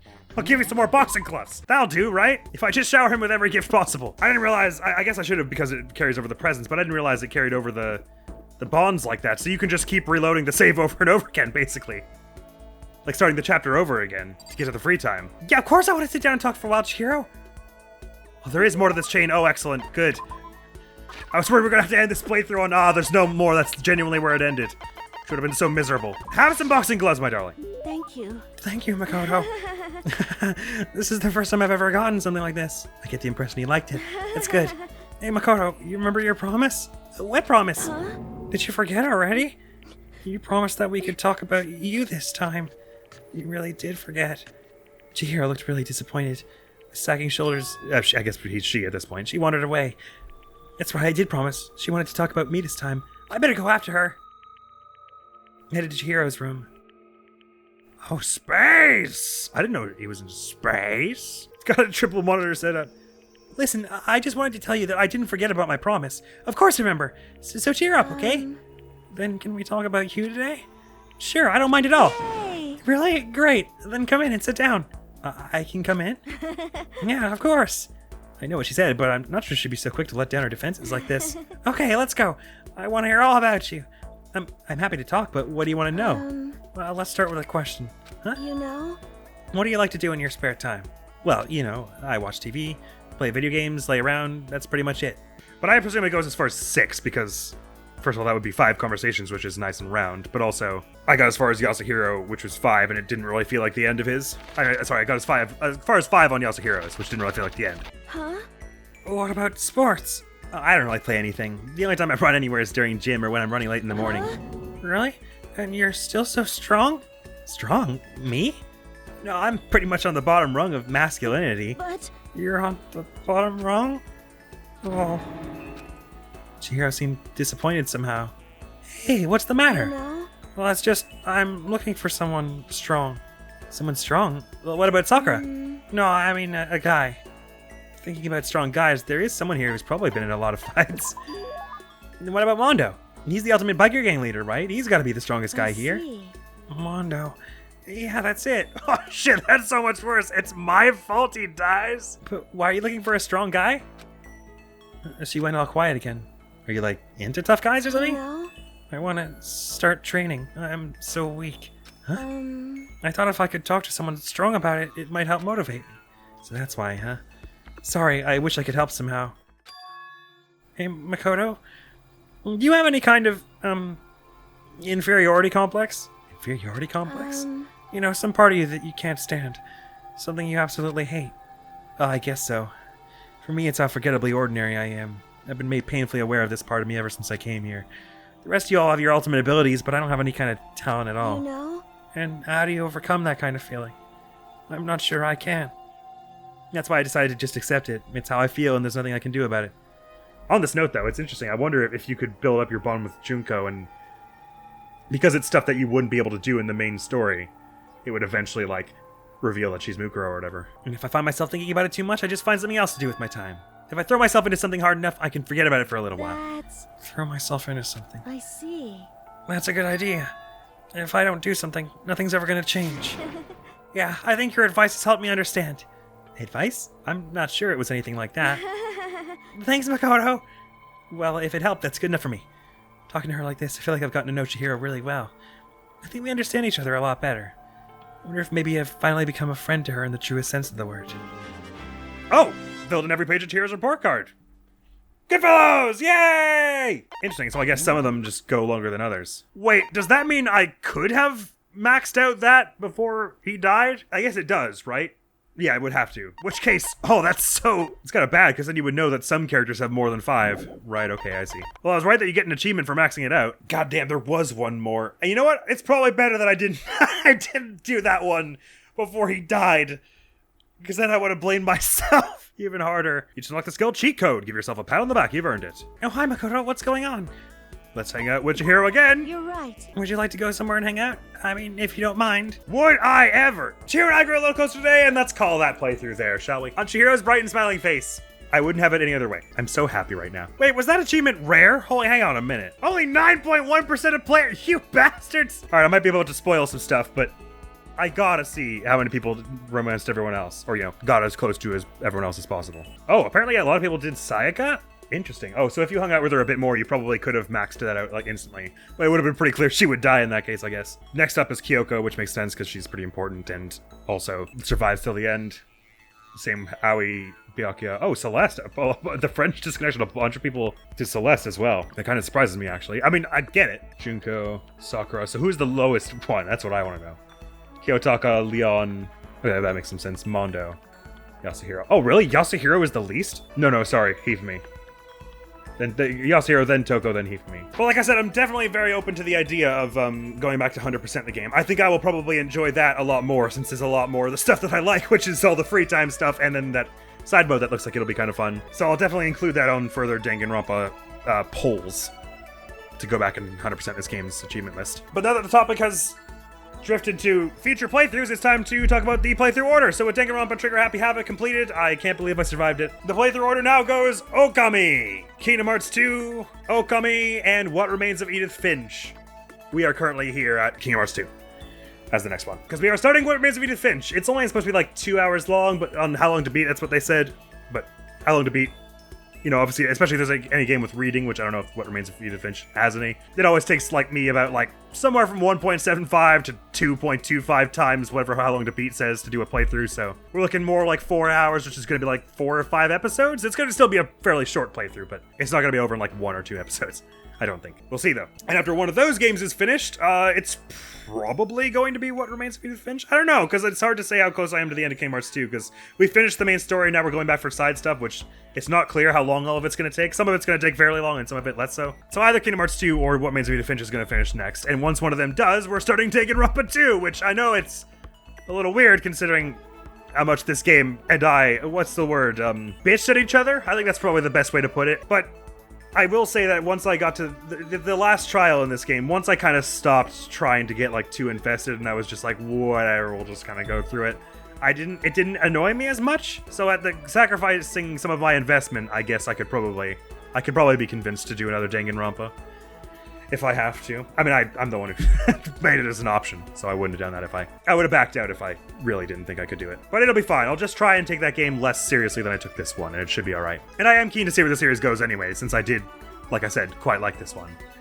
In a lot of ways. So there you have it. There's the schedule that we're going into now, what's coming after that, and now I gotta go decide what our wild card is, and I'll go make a post about that, so goodbye, basically. That is all for now, my friends. Thank you so very much for coming around to this video and this playthrough. Hopefully I'll see you around. Admiral's gonna be out of here now.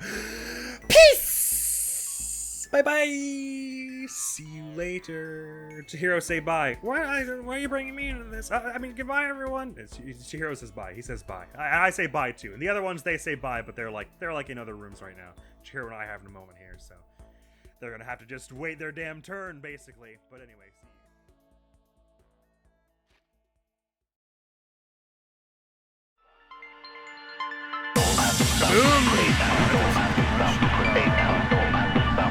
So if I can't move them, how will I know where to put it?